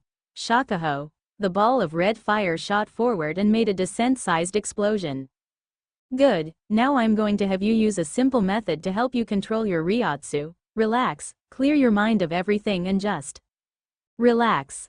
Naruto got into a meditating stance and began clearing his mind of his thoughts. Once he looked at peace, Yoruichi continued. Now I want you to imagine a darkly outlined circle in your mind and jump through it. The look on Naruto's face said that he was confused but did it anyway. Afterwards, Naruto felt the Ryotsu flowing through his body more smoothly. Now use the same exact Kido, but don't use the incantation, Yoruichi said. Naruto pointed his hand and fired the Kido again, the explosion almost matching the first but just barely. As you can see, the better control you have on your Ryotsu, the more effective. Keep from running out when you need it during a tough fight and better conceal yourself from someone sensing your presence. Now, I want you to keep meditating for a while. I'll tell you when to stop. Over the next 2 hours, Naruto continued to control his huge Ryotsu. Naruto opened his eyes and raised his hand. Yes, Naruto-kun? Yoruichi asked. I was wondering if I could go talk to Kazuki-sensei. I guess that's okay. Naruto bowed to Yoruichi and then ran off towards the ladder. After climbing the huge ladder, Naruto knocked on Kazuki's office door. Come in, Naruto-kun. Naruto heard Kazuki's voice through the door. After opening the door, he sat down in a chair and looked up at Kazuki. He was holding the little black cube that had brought them from Soul Society to Urahara shop. What's on your mind? Kazuki asked. I was wondering if before we go back to Soul Society you could take me to Konoha so I could see everyone again, Naruto said. Kazuki had a thinking look on his face. Putting the box on his desk, he leaned back in his chair. That would be fine, but you can't go in the Gigai. It would be too dangerous for the people around you and yourself. So you can see them but they won't be able to see you. Is that fine? Kazuki could tell he didn't like the idea but shook his head anyway. Good, now go get your stuff and we'll leave as soon as you get back. Naruto's eyes brightened up and he ran off for his room. Naruto slammed the door open and ran inside. He picked up his kinda new academy robes. They were new in the sense that they were new to him, but they were old because they used to be Kazuki's. He strapped his Zanpakuto to his back and ran back to Kazuki's office. When he opened the door, he found that Tessai, Jinta, Yoruichi and Ururu were there as well. We're gonna miss you, Naruto, Tessai said as he walked up to Naruto and patted him on the back, which almost made his knees buckle. Jinta walked up to him and stuck out his hand. Naruto looked at him funny but smiled as he took his hand and the two shook. Yoruichi walked up to Naruto and looked up at him. You better get strong, Naruto-kun, Yoruichi said with a smile. Of course, Yoruichi-sensei, Naruto said, bending down and stroking the back of Yoruichi's neck, which made her purr. Hee, lucky dog. Ururu walked up to Naruto and hugged him. I'm going to miss you, Naruto-san, she said, crying slightly. Naruto smiled softly. I'm going to miss you too, Ururu-chan. Naruto then patted her on the head and walked over to Kazuki. Got all your things, Naruto-kun? Naruto shook his head yes. All right, to Konoha, and in a flash of light they were gone. Streets of Konoha. A loud alarm sounded throughout the village. The shinobi of the leaf running everywhere. Jonin barking orders at Chunin to do this or that. Villagers stirring in their homes wondering what was all the racket. Damn, we have to get out of here now, Tayuya. No shit, Sakin. The two sound shinobi ran down an ally with a third person behind them. Sakin peeked around a corner and then jerked his head back as fast as he could as a group of chunin ran past them. Geez, you guys sure took your sweet time getting here. The third member of the party sneered. Sakin growled slightly but kept his cool. My apologies, Sasuke-sama, but we have been looking for the perfect time to break you out. Since it was the chunin exam celebration, it was a lot easier. Tisk whatever, let just get out of here, you weak trash. At the moment, Sasuke was the one who looked like trash. After he was brought back by Kakashi from the Valley of the End, he was thrown in jail. The council didn't want it, but he had killed a fellow shinobi, Tsunade pointed out, and that was punishable by death, but after many hours of arguing she decided to let him live the rest of his life in prison instead of execution. He was filthy, his hair was out of place and he was overall very haggard. Yes, Sasuke-sama. Sakin said, venom heavy in his speech. The group ran out of the ally way as soon as it was clear and ran straight for the gates. A figure moved in front of them. They stopped and prepared for battle. Sakura glared at the X-Leaf ninja and the two sound ninja. Sasuke dropped his fighting stance and smirked. Don't worry guys, she useless. Whatever you say, traitor. The three looked to their left and Ino appeared from the shadows. We're going to stop you. Tenten dropped from a nearby building and pulled a katana from the scroll on her back. And you are going to die here, Uchiha, Shino said as he appeared behind them. Kachiyose no jutsu. Shino slammed his hand onto the ground shook as a huge stag beetle decked out in armor appeared. The giant beetle charged forward at the enemy ninja. Using its pincers it tried to chop them in half, but Sakin blocked it using he and Yukon's arms. He strained but he was able to hold. Tayuya pulled out her flute and began playing the tone that summons the Doki. She made the one with the club charge at Ino. Ino dodged the club and threw a kunai at it, but that didn't seem to do anything. Forehead girl. I could use some help here, Ino shouted. Sakura ran at the club-wielding demon and planted her fist into its face, sending it crashing into a nearby building. Sakin jumped away from the large beetle and threw a volley of kunai, but the armor deflected all of them easily. We have to get out of here now, Teiwa. More Konoha ninja are going to be here soon. Sakin eyes widened in surprise as a girl with long dark blue hair appeared in front of him and slammed her palm into his chest. At first Sakin didn't feel any damage, but then a spray of blood shot out of his mouth and he fell to the ground, dead. That's for Kiba and Akamaru, Hinata said solemnly. Tayuya's eyes widened in shock as she saw Sakin fall to the ground. Yukon, get up, you ass, Teiwaya shouted. Getting a better look, she saw that blood was dripping from Yukon's mouth. Damn, I can't fight all these ninja by myself, Tayuya thought as she blocked another attack from Sakura with the wrapped-up doki. Sasuke dodged another swing of Tenten's katana, the swing taking a bit of his hair with it. Sasuke jumped onto a building using his chakra to keep himself from falling off. Holding out his one hand he shouted. Chidori. Sasuke charged at Tenten with blinding speed, Sharingan flaring. You're not taking another friend of mine with that move, you bastard, Sakura thought. She ran over and slammed her fist into the ground, destroying the ground around the area. Sasuke jumped up, dodging the miniature earthquake. He came speeding down at Tenten but then felt his arm being grabbed and was thrown towards a building. Sasuke growled as he saw who had thrown him. Kakashi-sensei, it's been a while. Not long enough in my opinion. Kakashi pulled a kunai free from his holster and charged forward. Sasuke closed his eyes and then jerked them back open. Mangekyo Sharingan, Sasuke shouted. Kakashi's eyes widened as he was now in the world of the Tsukuyomi and his expression turned into a glare. Sasuke chuckled evilly. Kakashi-sensei, I'm going to kill you now. Kakashi continued to glare but then chuckled. Sasuke glared. Why was he chuckling? He should be crying in fear and begging for me not to kill him. You betray your village, kill your best friend and spend 2 years in prison and you're still the stuck-up little brat. The Kakashi in front of him disappeared in a poof of smoke. Sasuke's eyes widened in surprise as he realized what had happened. A Kage Bunshin. Sasuke cancelled the Mangekyo and was brought back into the real world where Kakashi was now standing over him. A large explosion erupted from an area in the village. Kakashi looked up to see what had happened, which was a mistake as Sasuke slammed his fist into his gut. Jumping away, Sasuke was now at the gate. "You have two choices," Sasuke shouted. "Stop me or go help your precious villagers." An Anbu appeared beside Kakashi. "Sir, a group of Auto Shinobi are attacking one of the residential areas. We need all of you to get there now." Kakashi glared but turned Anbu and the rest of the ninja there. "Seen enough," a certain shop owner said as he and his student watched Sasuke and the other ninja run off. "There's one more person I want to see," Naruto said. Small tears were running down his face.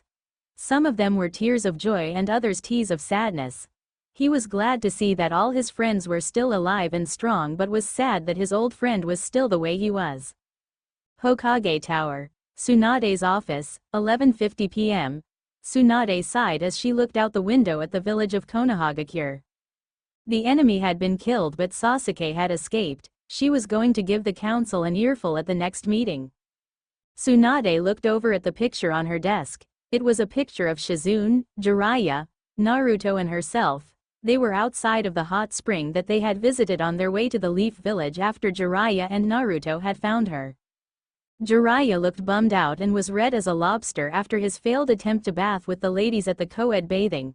Shizune was smiling as she held Tonton and Tsunade was patting Naruto's head while he looked happy as well.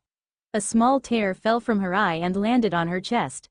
Tsunade jerked her head around as she felt a familiar presence, but she found that there was no one in the room, or so she thought. Naruto looked slightly shocked when Tsunade jerked around all of a sudden. It seems she sensed that you were there," Kazuki said, rubbing his chin. "We better leave, and besides we better hurry up and get you back." Naruto said nothing but shook his head. Walking over to Kazuki, the man threw the black bow up into the air and shouted. "Soul Society. Heisei Azumi's office, the place Kazuki just shouted." Heisei smiled as Kazuki and Naruto appeared in the room. "I'm impressed. Kazuki brought you back in one piece." Heisei chuckled. "Well, you better get back to your room. And if anyone asks where you were for a week, just say I got in trouble, so Heisei-sensei sent me to the land of the living to pick him up some books." "What do I say I got in trouble for?" Naruto asked. "Say you ruined a couple of my favorite books as a joke. Now go get in bed." Naruto then ran off for his room. Heisei leaned back in his chair. Kazuki smiled and handed Heisei a package. "Here's that book I ruined and a couple others for you. Don't read 'em all in one night. Ah ha ha ha ha ha." Kazuki then disappeared. Heisei smiled. He opened the package and found the book Kazuki and destroyed along with several other books. The Icha Icha series by Jiraiya," Heisei said to himself as he opened the first book to the first page. Naruto sighed as he entered his room. He looked over to Rukia's bed and found it empty. "I wonder what squad she was placed in," Naruto thought as he undresses and slipped under the covers and fell asleep. The next morning Naruto woke up. Lifting his head from his pillow, he looked around the room and shouted. Renji, Neji, Lee, Kiba, Choji, Shikamaru were in his room, all standing around his bed. "Where the hell were you? Where the hell were you?" The group gathered in Naruto's room shouted. To say Naruto was surprised wouldn't have done the moment justice. "What the hell are you doing in my room?" Naruto questioned back equally as loud. He looked over at his door and found it smashed clean of the hinges, lying on the floor. Shikamaru followed Naruto's line of sight to the door and answered his unasked question. "We felt your spiritual pressure, but we couldn't get the door to open, and you weren't opening it when we called, so Choji broke it down." Naruto's gaze traveled to Choji, who was happily cramming chips into his mouth. "How did I sleep through that?" Naruto questioned himself. Naruto threw his arms back and let out a loud yawn. Placing his hands behind his neck, he smiled up at the group gathered. "So what have I missed?" he asked, as if he had just been gone for a few hours instead of a week or two training his ass off. "We asked the first question, now answer it," Renji shouted, looking very irked. Naruto let out a sigh and began to tell them the reason for his absence and what he had done in the living realm, minus the people at the Urahara shop, Yoruichi, the hollow he fought, sort of, and the unlocking of his Zankato's Shikai. He would have told them the real story, but with Renji in the room he didn't think that was a good idea. Sure, they were friends, but he hadn't known him long enough to trust him with something like this. Shikamaru smirked slightly as Naruto began telling them how he almost got ran over by a car only for it to go right through him when something popped into his mind. Naruto, did you get to see Konoha? Shikamaru asked. The other 4 ex-Konoha ninja looked at Naruto. Desperation in their eyes, wanting to hear something, anything of their old home. For a few seconds Naruto debated if telling them was such a good idea, but if he were in their shoes he'd want to know too. Yes, and Naruto began to recount his short visit back in his home village. When he got to the part of Shino using his new summon and Hinata killing Sakin in one blow, a proud smirk appeared on Kiba's face, the others wearing similar expressions when their old teammates were brought up. When Naruto reached the part with Sasuke using the Mangekyo Sharingan, he had to explain what it was as best he could, having very little knowledge of what it was himself, and when he reached the part of Sasuke leaving everyone in the room glared, unintentionally letting out a huge amount of killer intent which caused Renji to slightly step away from them. But when Naruto got to the part that Tsunade was still Hokage, their dangerous mood seemed to slip away, making Renji sigh in relief. Whoever this Sasuke guy was, he was in for one hell of a beating when he finally comes to Soul Society. Kiba patted Naruto on the leg. "We're glad you're back, man," he said. "That is right, my youthful rival, it is good to have you back," Lee shouted. Naruto smiled up at him. Climbing out of bed, he moved over to his dresser and pulled out fresh academy robes and made his way to the bathroom. Turning on the shower, he stepped in. He shivered as the hot water ran over his skin, making him feel slightly sleepy. After he finished showering, he moved over to the mirror and began brushing his teeth. Sensing that the others were still in his room, he decided to catch up on what he'd missed. "Oi, Enji, wa, quadrukia get bin?" Naruto shouted, toothbrush dangling from his mouth as he waited for a response. The 13th squad. After getting the response, he began to brush his teeth again. After putting his toothbrush up, he filled up a glass of water. "Anything else?" Naruto asked as he raised the glass to his lips. "Yeah, munch, munch, we have a big written test tomorrow on all the Kido and history and stuff we've learned so far, munch, munch," Choji said between fists full of chips. The sound of water spraying from Naruto's mouth and him gagging slightly echoed from the bathroom. He slammed open the door, his eyes were red and he was coughing slightly. What? Elsewhere a smirk came across one Heisei Azumi's face. There was a small blush on his face as he continued to read his new favorite book. Naruto's friends must have told him about the test tomorrow. The door to his office opened. Heisei jumped slightly and placed Icha Paradise under some of the paperwork on his desk. "Good morning, Heisei." "What was that?" came the voice of his older brother Senju Izumi, otherwise known as the Shoden of Konoha. "And the Fuku Taicho of the second squad. I hate the other guy, so I replaced him." "Who's the man? Who's the man?" "Oh, nothing, Senju Nisan. Just doing some paperwork, he. So what are you doing here?" Heisei said, sweating slightly. "Do I need a reason to visit my little brother? Anyway, Soifun Taicho gave me some free time, so I thought I'd come see how the new crop of brats are doing and see what you were up to." "Hey, okay, I'll fix us some tea." Heisei sat up and moved towards a cabinet and took out the tea and a pitcher. After pouring, she set it on a heater and turned around to wait for it to heat up and found his brother holding Icha Paradise. "Interesting literature you have here, brother. I never took you for the pervert type," Senju said with a smirk. Heisei was as whiter than usual and his eyes were the size of dinner plates. He hadn't even felt his brother move. Well, he didn't get the rank of Fuku Taicho of the second squad for nothing. Naruto was pacing in his room. How the heck was he supposed to get ready for a test that required him to review everything he had learned plus the stuff he had missed in one night? Momo and Neji sat patiently on the bed as Naruto continued to have a pre-test freak out. The rest of the guys had already left to do other things and Momo had come in a few minutes ago to welcome Naruto back. Naruto walked over to the huge pile of papers on his desk that was his homework and began rummaging through it. "Okay, they won't have any sword drills since it's a written test, so I don't have to worry about that right now. They might have some Kido stuff, so I better work on that, but I need a teacher." He turned around towards Momo and dropped to the floor in a bowing position. "Please help me," he shouted. Neji's eye began to twitch. "Show some dignity, man." The look of surprise on Momo's face quickly faded and she smiled. Sitting up, she went over and patted Naruto on the head. No problem Naruto-kun, I can help you with your Kido training and Neji-kun can help us too. She turned to Neji. He gave off an irritated sigh but nodded his head yes. Neji's left eye began to twitch uncontrollably as he swung back and forth from the ceiling with a rope of spiritual pressure holding him there. Very good Naruto-kun, you've performed all the Kido we learned during your absence very quickly. Momo said smiling. Naruto scratched the back of his head sheepishly. Ah, it was nothing. It's probably just because you're a great teacher. Momo blushed at the compliment and smiled at him. Neji cleared his throat. Oi, I'm still hanging from the ceiling, Neji shouted. Oh sorry Neji. Naruto released the Kido and Neji fell none too gracefully onto his rear. After getting to his feet he brushed himself off. Come on Momo-chan, it's getting late and we also have to take the test tomorrow. Good night Naruto. Together Neji and Momo exited Naruto's room. Naruto yawned loudly as he locked his newly repaired door. I'm so tired. Naruto gazed over at the clock which said midnight. Despite the time he walked back to his desk, sat down and began going over his history papers. Let's start with famous captains of Seireitei. Naruto thought as he opened up the large book and turned to the marked chapter.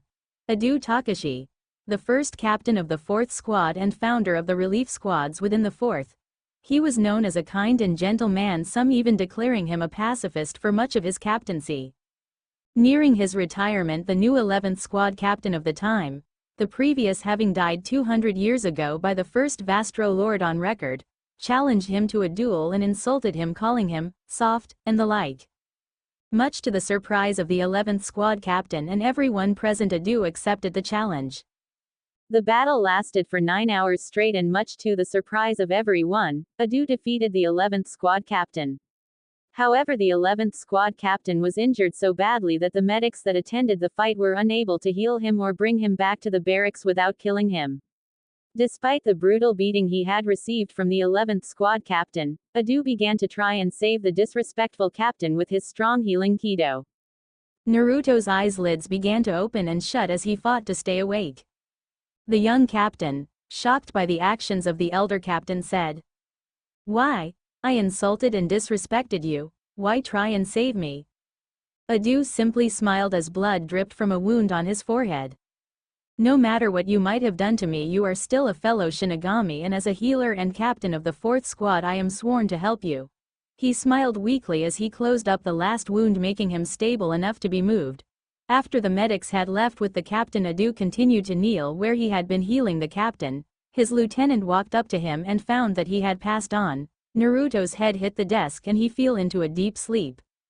Naruto awoke the next morning refreshed and feeling great, that is until he saw the clock. Crap, class starts in 6 minutes. After gathering his books and getting dressed, he made a mad dash for his classroom. After the test, which he did pass, the beginning of his 3rd school year went by uneventful. Unfortunately, he missed Rukia so badly for 2 reasons. 1. He missed seeing her and being with her. 2. He disliked his new roommate very much. Where the F-K is my hairbrush, Tayuya? No matter how mad you get, that's no reason to swear like that. Naruto mumbled as he tried to concentrate on his schoolwork. Who the F-K do you think you are? My F-Dollar King father? Tayuya shouted at him, a tick mark on her forehead. Even if I was, that wouldn't get you to stop, Naruto said as he slammed his head on the desk. Rukia-chan, come back to me.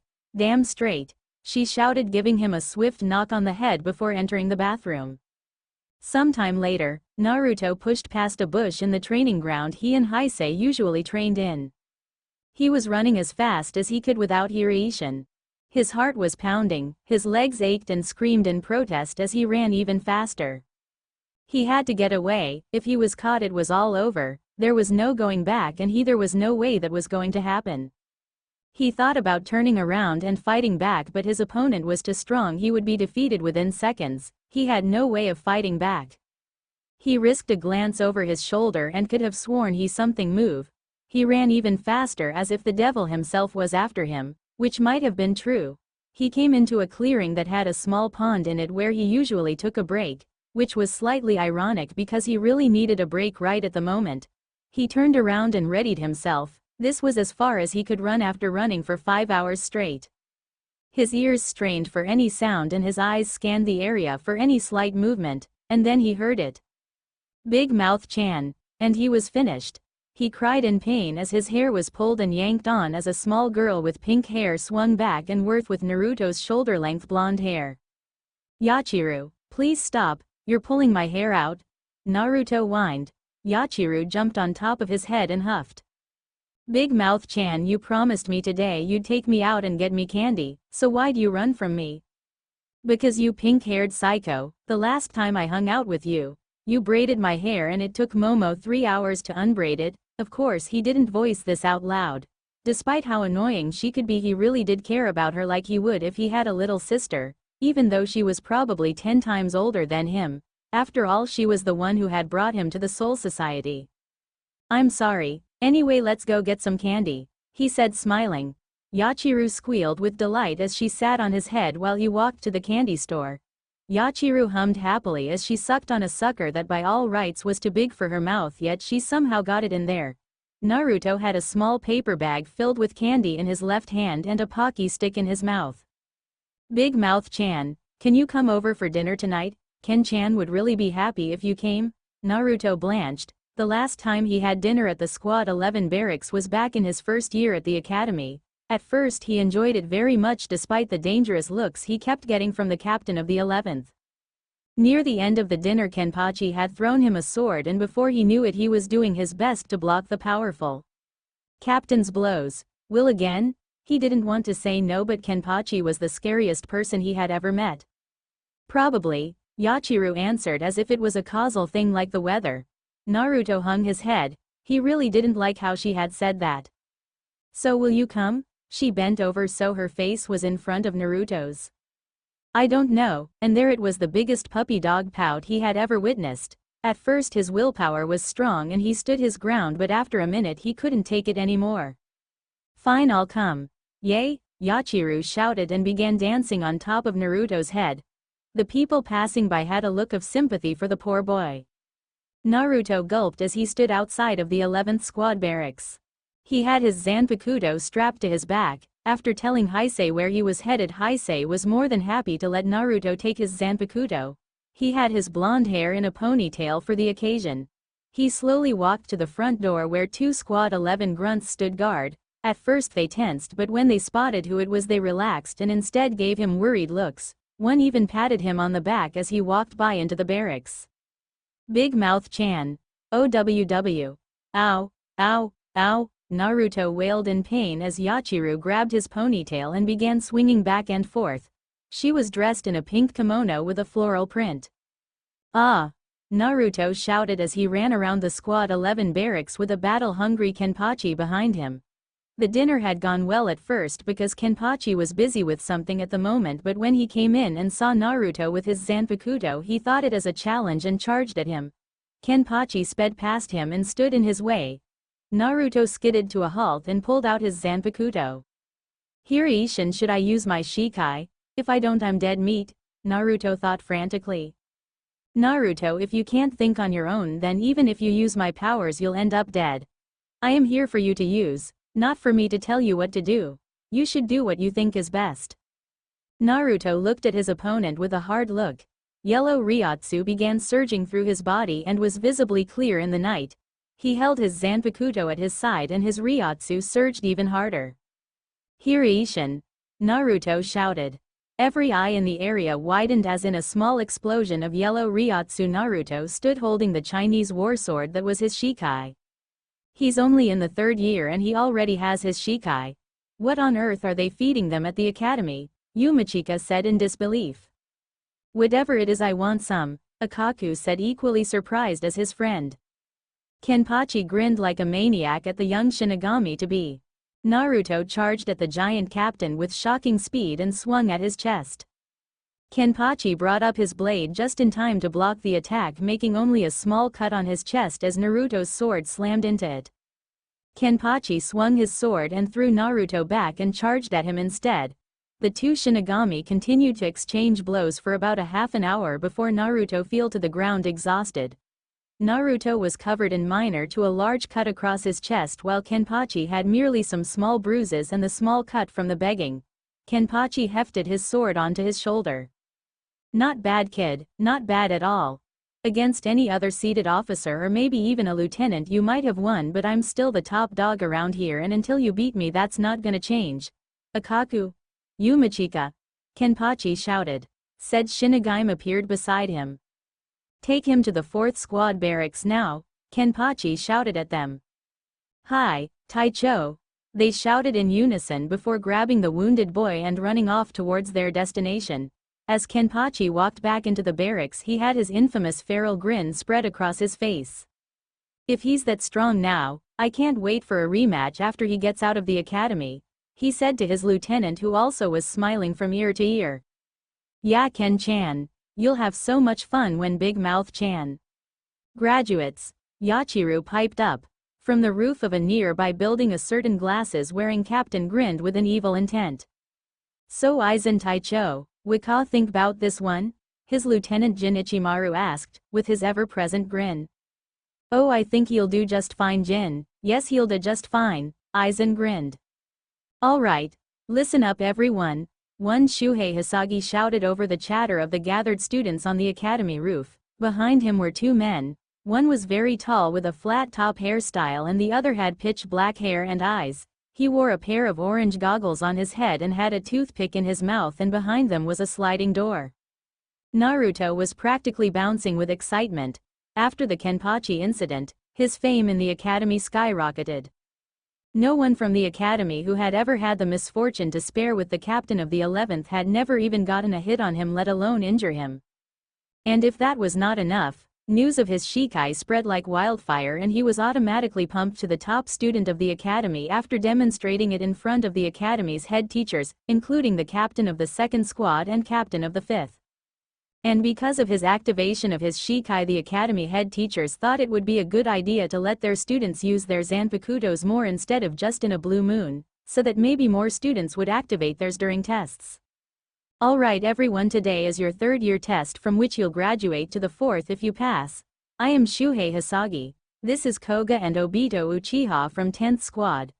Now for today's test we are going to be heading to the human world to hunt dummy hollows at an old factory. There was nervous whispering among the students. Don't worry, Koga and I are very skilled, and there will also be a group of 6th years guarding you as you take the test, plus Obito-san here is the 5th seed of the 10th Squad. That seemed to make the students calm down. Now all of you will be placed in teams of 3. Shuhei pulled out a list from his sleeve and began reading off names. Naruto wasn't really paying attention the whole time until Shuhei reached his name. Naruto Uzumaki, Choji Akamichi and Shikamaru Nara. Next team, Renji Ibari, Momo Hinamori and Izuru Kira. Next is, Kiba Inazuka, Neji Hyuga and Rock Lee. Next, Mahiko Sojiro, Kosuke Ishimishi and Keiko Nanako. Lastly, Kimimaro Kagaya, Kidamaru and Jirobo. Okay, that wraps up the team selection. Now everyone make sure they found their team and line up. Alight, Naruto shouted as he patted Shikamaru on the back. This is going to be a blast. Tisk. Troublesome. If anything bad happens I'll probably have to get you out of it. Shikamaru smirked. Choji grinned as he stuffed his face with his favorite chips. The human world. Ha ha ha, come on Shikamaru, Choji, I'm ahead of you by 5. Hollows. Naruto shouted as he brought his Zanpakuto down on top of a dummy hollow that resembled a gorilla. In an explosion the thing was destroyed with a grinning Naruto standing beside what was left of it. Shikamaru panted as he finally caught up with Naruto and Choji. You know Naruto, there's really no point if you don't stay with your squad, Choji said, gripping his Zanpakuto in his left hand as he pulled a candy bar from his outfit. Sorry, Naruto said sheepishly. Troublesome, Shikamaru muttered. Their eyes widened in surprise as a foul Ryotsu covered the area. That's a Hollow's Reitsu, either it's one really big one or a ton of medium-leveled ones, Shikamaru deduced. Let's go see what's up, Naruto shouted as a scream ripped through the night air. The 3 arrived in the middle of the street just as Koga's body was sent sailing through a building. Koga. Ah. Shuhei shouted as one of the many hollows that were surrounding them slashed at his face, leaving 3 long vertical lines on his face. Obito took in a large amount of air and then blew out, causing a steam of red-hot fire to shoot out at one of the hollows. Naruto guessed this was his Shikai because he didn't use any incantatio. Large hollow's claw with his Zanpakuto and shoved it back, as did Momo, Renji and Izuru, who were also trapped. Naruto and his squad ran up to them and joined their defensive circle.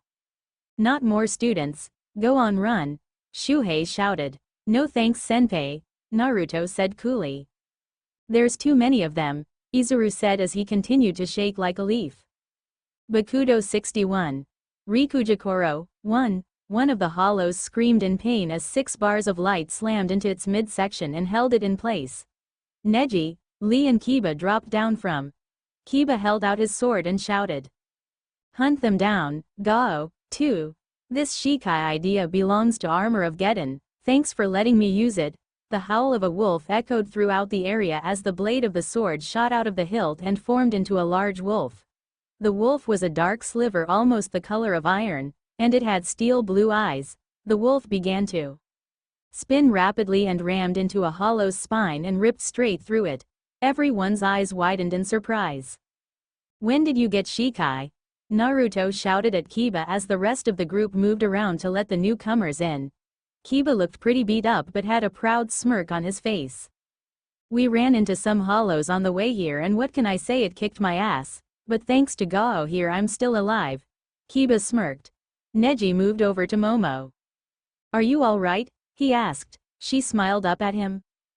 "Hi, I'm fine, Neji-kun." Shuhei looked around him. Even more hollows were starting to make themselves known. "Great, all we have is 3 Shikai and 2 of them probably barely even know how to use them to their full potential. We really need to get out of here." "Shoot 'em dead, Shinso." A long beam of light shot forward and began slicing through the gathered hollows until there was none left. The group looked to their right to the captain of the 5th and his lieutenant. "Aizen Taicho," Momo shouted in relief. He smiled his usual calm and warm smile as he walked up to the group of Shinigami. "Is everyone all right?" Aizen asked in his usual kind voice. "Hi Aizen Taicho." Shuhei breathed a sigh of relief. "Good, then get all the injured to the 4th squad barracks." His smile grew wider. "All of you are going to be valuable to the Soul Society once you graduate, and I'm sure you will." After that day, the rest of the years at the academy seemed to fly by. During the years, Jiraiya came to Soul Society and gave him and the rest of the 6 an update on the war. Orochimaru was now dead thanks to Sasuke, and the Akatsuki was at full war with Konohagakure, Sanagakure, Takigakure and Kusagakure. Most of the Akatsuki was now dead save their leader and a few other members, but they had a new problem now. Otogakure was now ruled by Sasuke, and in his power-hungry state of mind he declared war on Konoha to gather as many powerful jutsu as he could to kill Itachi. Finally, the day Naruto was waiting for, graduation day. They had passed the test with great ease and he was now in a large room with the rest of the graduates. In front of them was a long table with 13 chairs. One by one the captains filled into the room and took a seat. Yamamoto sat in the chair in the middle and looked out to the graduates. "Congratulations all of you for making it here today. Now we shall start sorting you into the squad you would be best in." Yamamoto stood up and took a clipboard from Heisei, who was standing behind him. An hour passed and most of the students were placed into squads. Kiba was placed into the 7th squad along with Jirobo. Shikamaru was placed into the 8th squad. Choji and Kidomaru were placed into the 10th squad. Kimimaro was placed into the 12th squad. Lee was placed in the 11th and Neji in the 6th. Naruto was the only one left. Captain Yamamoto looked at the sheet in front of him and smiled as he read Naruto's file.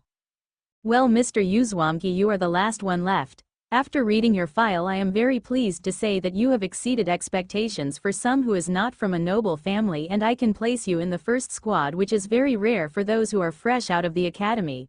So, but the elder captain was cut off as Naruto raised his hand. The old captain nodded his head as to tell him to go on. "Thank you, Yamamoto Taicho. I'm highly honored to be chosen to be placed in the 1st squad, but I was wondering if I could perhaps be placed in the 13th squad." This caused a few eyebrows to be raised from the group of captains and a smile on the face of Captain Yukitaki. "And if I may ask, why do you wish to be placed in the 13th squad?" the elder captain asked. "I have heard many good things about the squad and its powerful captain, and also a friend of mine is in the squad and I have not seen her for some time," Naruto explained. Byakuya gave Naruto a small glare before turning back into his usual stoic expression. "And who is this friend of yours?" the Kuchiki clan head asked. Naruto looked over towards the captain of the 6th. "Rukia Kuchiki. Ah, Rukia, she is very good soldier and very loyal one at that," Jashiro said as he smiled at Naruto. "Do you have any objections, Yukitaki Taicho?" Yamamoto asked. The white-haired captain shook his head and smiled. "Very well. Naruto Uzumaki, do you swear to fulfill the orders and tasks given to you by your squad?" the old captain asked. "Hi. Do you promise to always give your best for the Soul Society and help to rid the world of all hollows until the day you die?" "Hi," Naruto said again with pure determination in his eyes. The old captain walked over to Naruto and handed him the insignia of the 13th squad, which was a summer snowflake flower and a Shinigami outfit. Naruto beamed up at the old captain with his foxy grin. "Then you are now Naruto Uzumaki of the 13th squad." Naruto, followed as a member of the 13th squad, led him to where he would meet the captain for his introduction into the squad. He was slightly nervous. He knew that the captain of the 13th was a kind man, but still. "Here we are," the man said, breaking Naruto out of his thoughts as he opened a door that led to a small room. "Just wait here for Kaion Dono, he'll be here in a moment." Naruto was slightly confused. Wasn't he supposed to meet the captain, not the lieutenant? Before he could ask, the man had already left. From the next room he could hear people speaking in hushed voices. "That's him, isn't it? The one who unlocked Shikai in his 3rd year? Yeah, and he's not even from a noble family. Huh. I bet those stuffed shirts are so ticked at him. It's about time one of us regular Joes got some limelight." Naruto smiled. Back when he was alive, he got about as much respect as a bug in the middle of a busy highway got, but now, people looked up to him. Heck, back in the academy many younger students had came to him shaking his hand and saying that they were going to strive to be just like him.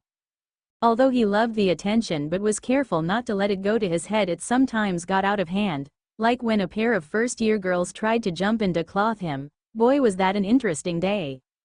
Suddenly the whispering stopped and he could hear all the men running away, followed by, "Stop all this lazing about and get back to work before I kick all your asses and then send you off to the 4th barracks. Wait for you to get healed and then do it again." Naruto's sweat dropped at this but stood at attention as the door to the room slid open. Standing there was a tall man dressed in the Shiakusho with black hair. His hair was the same length as Naruto's. The man took two fingers together and gave Naruto a small salute. "Yo, I'm Kaion Shiba, Fuku Taicho of the great and super awesome 13th squad. Sorry our captain couldn't see you personally. As you may or may not know, he suffers from illness and can't always make certain appointments, so I have to take care of most of the work. In fact, you can call me Kaion Taicho on accident if you want from time to time. Ha ha ha." Naruto smiled at the superior Shinigami. He already liked him. He seemed like a great guy. "It's no problem I'm Naruto Uzumaki. It's a pleasure to meet you, sir." Kaion smiled back at the younger soldier and walked over to him, patting him on the shoulder. "Ah, you're the one everyone made a fuss about, couple of years back, huh? Well, it's great to have you on board. Follow me, it's time for your seat placement test." Naruto nodded as he followed the lieutenant of his new division out onto the courtyard of the compound. It seemed the news of his arrival had spread quickly, for there was already a large number of division members present in the courtyard. Kaion turned around and pulled his Zanpakuto from its scabbard. "Alright, now since you have Shikai, that already places you at least 10th seat, however I need to see it for myself." Naruto nodded and pulled his Zanpakuto off of his back. "Hiraishin." After the flash of yellow Ryotsu, Naruto smiled proudly as he held out his Shikai for Kaion to observe it. Kaion looked up and down the blade for a minuet before nodding confidently. "That's one nice sword, but let's see it in action." Naruto nodded before looking around for something to attack. "That's not very smart." Naruto turned back to Kaion right as his Zanpakuto came down on him. Naruto brought his sword up just in time to block it. You should always face your opponent, Kaien said, pushing harder at Naruto. Well, how was I supposed to know I would be fighting you? Naruto shouted as he too pushed at the lieutenant. Well, I don't draw my sword for the heck of it, Naruto deadpanned at this. He did have a point. Kaien flared his Ryotsu and began pushing Naruto to one knee. His sweat began to slowly drift upward from his face as the lieutenant's Ryotsu kept pushing down on him. Naruto slid out from under the blade and rolled to a stop 5 feet away. Kaien hefted his sword onto his shoulder. Alright, you did well on the spiritual pressure test, now let's see how good you are in Zanjutsu. Naruto smirked before disappearing from view, at least to those under the level lieutenant. Kaien held out his sword to the left, blocking Naruto's stab. Not wasting a minuet, Naruto spun on his heel using a backhand slash. Kaien smirked, raising his blade up and blocking it perfectly before kicking Naruto in the gut and sending him sliding across the courtyard. Naruto wiped a small trickle of blood from his mouth before standing back up on his feet. His blade began to glow with his yellow Ryotsu. Kaien looked interested to see what was going to happen. Naruto jerked his head upward and thrust his sword forward. Raiko Shato. Lightning shot. A blast of yellow Ryotsu shoot forward, sparks of electricity running through and over it. Kaien threw up his hand and shot a blast of red energy at the lightning ball. It dulled it but not enough to counter it or stop it from coming at him. He sliced upward, chopping the speeding ball of Ryotsu in half. Looking back to Naruto was standing, he found he wasn't there but now above him. Naruto dropped from on top of him with his sword positioned to impale him. Kaien simply sidestepped the move but didn't notice that the blade was glowing yellow, and as soon as the blade slammed into the ground, a blast wave of Naruto's lightning Ryotsu shoot from the sword, hitting Kaien head-on. Kaien stood back up from the ground with some small cuts and bruises but nothing serious. Well, that was unexpected, he said as he brushed some dust off his shoulder. Naruto ripped his sword out of the ground and charged at Kaien again, slashing at him with the speed of Hiraishin. Kaien was having a bit of difficulty blocking each blow, some of the swings actually hitting home but not doing very much. After another cut to his chest, Kaien saw an opening and slammed Naruto in the face with the hilt of his sword, breaking off his barrage of slashes. I haven't had this much of a workout in a long time, Kaien said with a big smile on his face as he began stretching his legs back and forth. Naruto was panting slightly but could still continue to fight with ease. The lieutenant and the greenhorn locked eyes. Kaien raised his Zanpakuto above his head. Rage the seas and the heavens, Nejibana. His Zanpakuto began to dissolve into water before reforming into a mix between a trident and a Chinese halberd that looked like it was made of a smooth icy crystal. Naruto gulped, he had been having trouble fighting him. With his sword sealed now, how was he going to even get close to him? That's enough, Kaien-san. Both Shinigami turned their attention before standing up straight and saluting the captain of their division. Hi Yukitake Taicho. Forgive me, I was getting a little carried away, Yukitake just waved it off. So Kaien-san, what seat do you think Naruto-san is capable of? Kaien stood at attention. Sir, while Naruto-san's power is on level or even greater than my wife, third seat Miyako, I believe she has more experience, so I recommend Naruto-san be placed as our new fourth seat. If Naruto had been eating something, he was quite sure he would have chalked. Yukitake nodded his head. I trust your judgment, Kaien-san. Now Naruto-san, follow me and we'll get your seat placement official. Naruto nodded dully before walking off with the captain to his office. Squad 8 Barracks. You're quite good. Are you sure you don't want some sake? Thank you, you're one of the better people I've faced besides my dad. I could never beat him, and no thanks, it would affect my moves. Right, gulp, ah, well, shall we continue? Yes, your move. Right, you know, out of all my division you're probably the best, even Nanao-chan can't beat me. Checkmate. Shunsui Kyoraku blinked several times, rubbed his eyes and blinked again. He read over the shogi board in front of him and found his king was indeed in checkmate. He let out a hearty laugh before taking another gulp of sake. He liked this kid already. He was calm, laid back, lazy and very good at shogi. Only old man Yama was ever able to beat him in shogi. Yes indeed, he liked his new third seat very much. Well, Shikamaru-kun, care for something to eat? Shikamaru nodded his head slightly. Nanao-chan, lovely, lovely Nanao-chan, said Lieutenant barraged into the room with a rather large tick mark on her forehead. When she first heard that the new recruit coming in had a genius IQ of over 200, she was very interested. When she heard he was very good in Kido and could formulate several battle plans at once and then decide which was the best to act on, she was intrigued. But when she found out he was a downright lazy bum who thought the world was troublesome and preferred watching clouds over doing any kind of work, she instantly began crying and whacking her head against her Kido book at the thought of having to deal with another Kyoraku. Yes, Kyoraku Taicho, she said dangerously. Could you please get us something to eat? Thank you, Nanao-chan. Her eye began to twitch on its own accord, but she bowed to her captain and left to go fetch something to eat. After she left, Shikamaru began to reset the board while his captain took another swig of sake. She seems kind of troublesome, Shikamaru muttered offhand.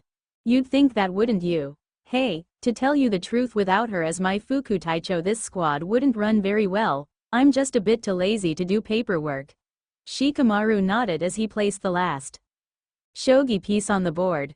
It's troublesome, but after this game I have to go meet my friends for a party. Kyoraku nodded his head before giving his new third seat a big grin. I take it you're going to a bar. Shikamaru nodded his head. Well, if you buy for me I'll let you off of paperwork for the first week. Shikamaru nodded and the captain's grin got bigger. It wouldn't be too bad, would it? Squad 13 Barracks. Captain Jashiro Yukitaki's office. Jashiro sighed as he sat down in his chair, swinging his chair around to face Naruto, who was standing opposite him in front of his desk. Alright Naruto-san, hold on a sec while I start signing the papers. Naruto nodded as Jashiro began writing something down on a piece. The door to the office opened behind him. Not wanting to seem distracted in front of his captain, he kept his gaze forward, but when he heard something crash to the ground he turned around and gasped. Standing there in the doorway with a broken tray and cups at her feet and very wide eyes with tears threatening to fall was none other than Rukia Kuchiki. Nah, Naruto? Naruto smiled his big foxy grin before he opened his arms, welcoming her into a hug. She charged at him, bringing him into a bone-crushing embrace, completely ignoring the elder Shinigami in the room. Oh, I've missed you so much, you big knucklehead. I had no idea you'd be put in the 13th. Rukia said. Naruto smiled back down at her, gently stroking her soft raven-colored hair. Yeah, I've missed you too, Rukia-chan, it's been hell without you. Rukia blushed slightly at what he had said, not knowing he was talking about his new roommate. Jashiro cleared his throat to gain their attention, which he did. Sorry to cut the reunion short, but you both have duties to attend to. The two Shinigami broke their hug and bowed to the captain. Hi, Yukitaki Taicho, they shouted in unison. Rukia turned to leave but noticed Naruto wasn't following her. Sir, I was wondering if I could start my duties tomorrow. My friends from the academy are having a party at a local bar in Rukongai to celebrate becoming Shinigami. Yukitaki took on a thinking pose before setting his hands down on his desk. Mind if I come? I haven't been out on the town for a long time. Of course, sir, we would be honored to have you join us, also. Naruto turned to Rukia. Could Rukia-chan come as well? I will finish all the duties she was supposed to finish today along with the rest of my work. Yukitaki nodded as he stood up and put on his sandals. As Naruto walked out the door, he stuck out his arm towards Rukia, who looked slightly surprised at the gesture before hooking her arm with his and walking out with the captain behind them. District 31, Rukongai. The Wasted Hollow. Lol, a friend of mine though of that one. Cheers. The new Shinigami, Rukia and Yukitaki shouted together, each one knocking their sakes dishes together before downing the alcoholic beverage, while Captain Kyoraku sat in a booth with two girls on each side cheering him on as he chugged a jug of sake. After the 10 had finished their glasses, Naruto held up his hands. There was a small tint of red on his cheeks. Alright everyone, starting at Choji, tell us your seat, or if you didn't get one. Choji stood up proudly and flared his nostrils, with a glass of sake in his hand. I am Choji Akamichi, the new 6th seat of Squad 10. The patrons of the bar cheered as well as his friends as he downed the glass of sake and sat back down with a proud gleam in his eye. Next, Kiba stood up. I, Kiba Inuzuka, am now the official 5th seat of Squad 7. A louder cheer erupted from the bar as he too drank a glass of sake. Renji stood up and held his glass high. I Renji Abarai, along with Izuru Kira and Momo Hinamori. Renji pointed to Momo who was sitting next to Neji with her head leaned against his shoulder. Izuru didn't come with them because he had gone to his parents' grave to pray and tell them the good news. Are now the 5th seats of the 5th squad. Another roar of cheers. Shikamaru simply lifted his glass without standing. Shikamaru Nara made 3rd seat of squad 8. The crowd cheered again, drinking along with Shikamaru. Kyoraku shouted something incoherent before returning back to his jug of sake. Neji stood from his seat taking his glass as well. Neji Hyuga have made 7th seat of squad 6. After the cheers end for the 5th time. Lee stood up with his glass of water. Thanks to Neji's warning, he was not allowed sake now or ever. I am Rock Lee, the youthful Shinigami of Squad 11 that made it to the 9th seat when I took my test under the youthful Ikaku Madarame, 3rd seat of the great and youthful Squad 11. Yash. The crowd cheered again as he set his glass down. Now Naruto, who was still standing up, grabbed the pitcher of sake from their table, stood up on said table and faced the crowd. I am Naruto Uzumaki and I made it to the 4th seat of Squad 13 thanks to my great senseis, Heisei Izumi and Obito Uchiha, my old Kido teacher. And there's no way I could forget all my friends, whom without I don't think I could have gotten this far on my own so quickly. Thank you all, and may all of our careers be successful, and let us forever etch our names into the history books of Seireitei. Naruto took the pitcher to his mouth and started chugging the contents while the patrons and his friends cheered him on. He let out a satisfied sigh as he slammed the pitcher on the table with not even a tiny drop in the bottom. He sat back in his seat next to Rukia and sighed again. Well said, Naruto-san. Spoken like a true friend, Yukitake said. Naruto smiled bashfully at his captain.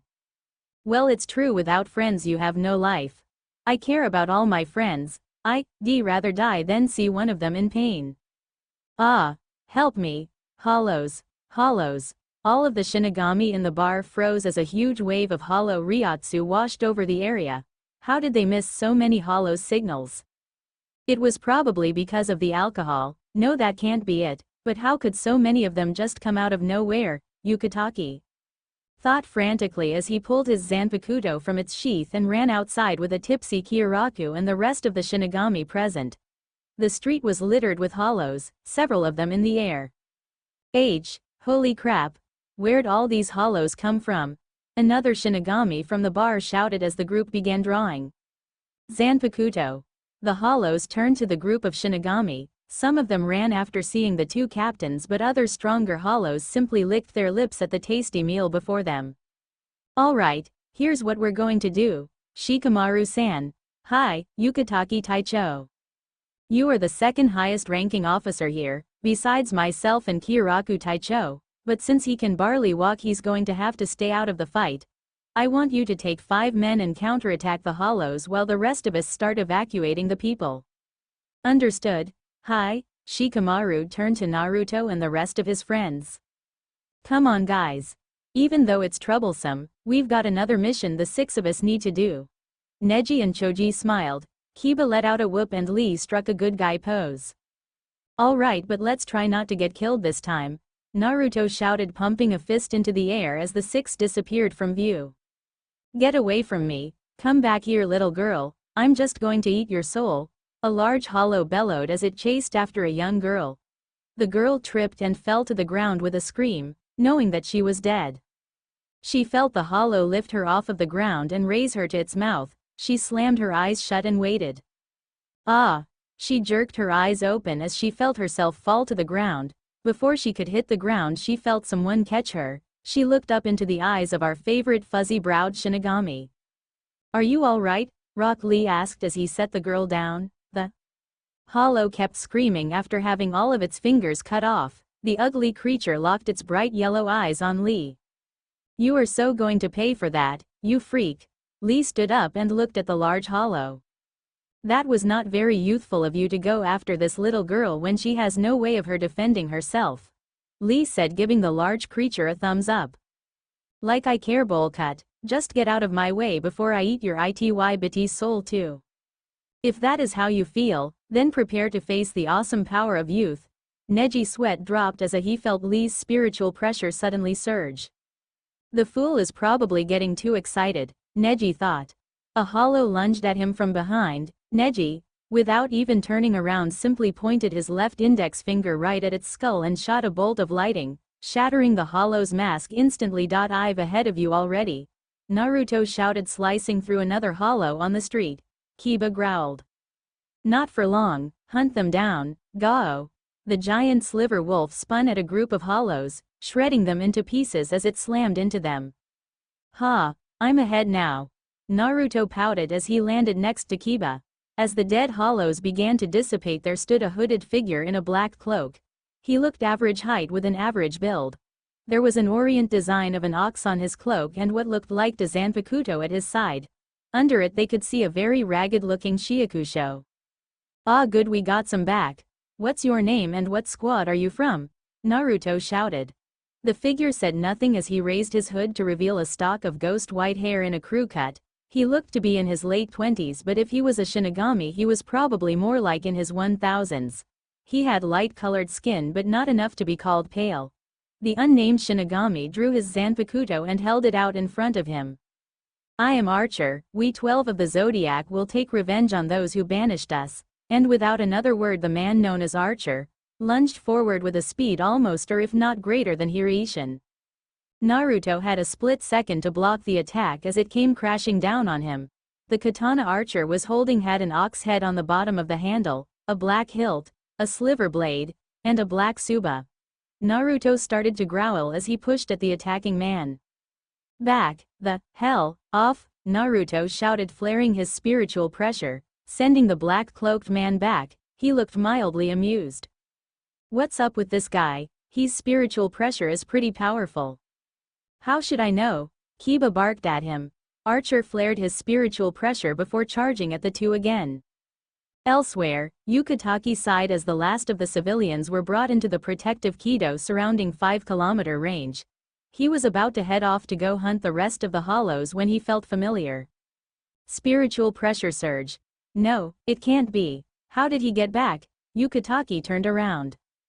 Aburai-san, Rukia-san, follow me. The two bowed to the older man and sped off with him. Back with Naruto and Kiba, Hirishin, Naruto shouted. The Archer and Naruto charged at each, both slamming their Zanpakuto at the other. As they hit the ground, still pushing at the other, Naruto grabbed his arm with his left hand and held him put. Now Kiba. Archer looked surprised as he heard the sound of Kiba's Shikai spinning at him from behind. Archer grabbed Naruto's left hand with his nad began to crush it. Naruto screamed in pain as the Mont's superhuman strength began cracking and breaking his hand. As the spinning wolf neared his back, Archer let go of his Zanpakuto because Naruto, to distract it from the pain to cut him, held out his palm in front of the wolf and grabbed its snout, stopping the attack. The large wolf tried to bite the man but he held its mouth shut. Bad puppy, no biting. Archer mocked before sending a blast of Ryotsu through his palm and sent the sliver wolf flying. Turning back his attention to Naruto, Archer had to duck as Naruto's Zanpakuto fly by his neck, nearly severing his neck from his body. The white-haired man reared back and slammed his fist into Naruto's face, sending him flying back through 8 buildings. That hurt like a bitch, didn't it, kid? Naruto didn't move from his position in the wall. Okay, he knew he had that weird thing in his head. And that was a guy. He had Hirishin in his head, which was a guy. So why was he hearing a girl's voice in his head now? Who are you? Oh, how rude of me. Come on inside, kid. Naruto's vision went black before a gleam of dim light returned to his eyesight. He was now back in the sewers of his mind and in front of the old cage of Kyuubi. Well, come on.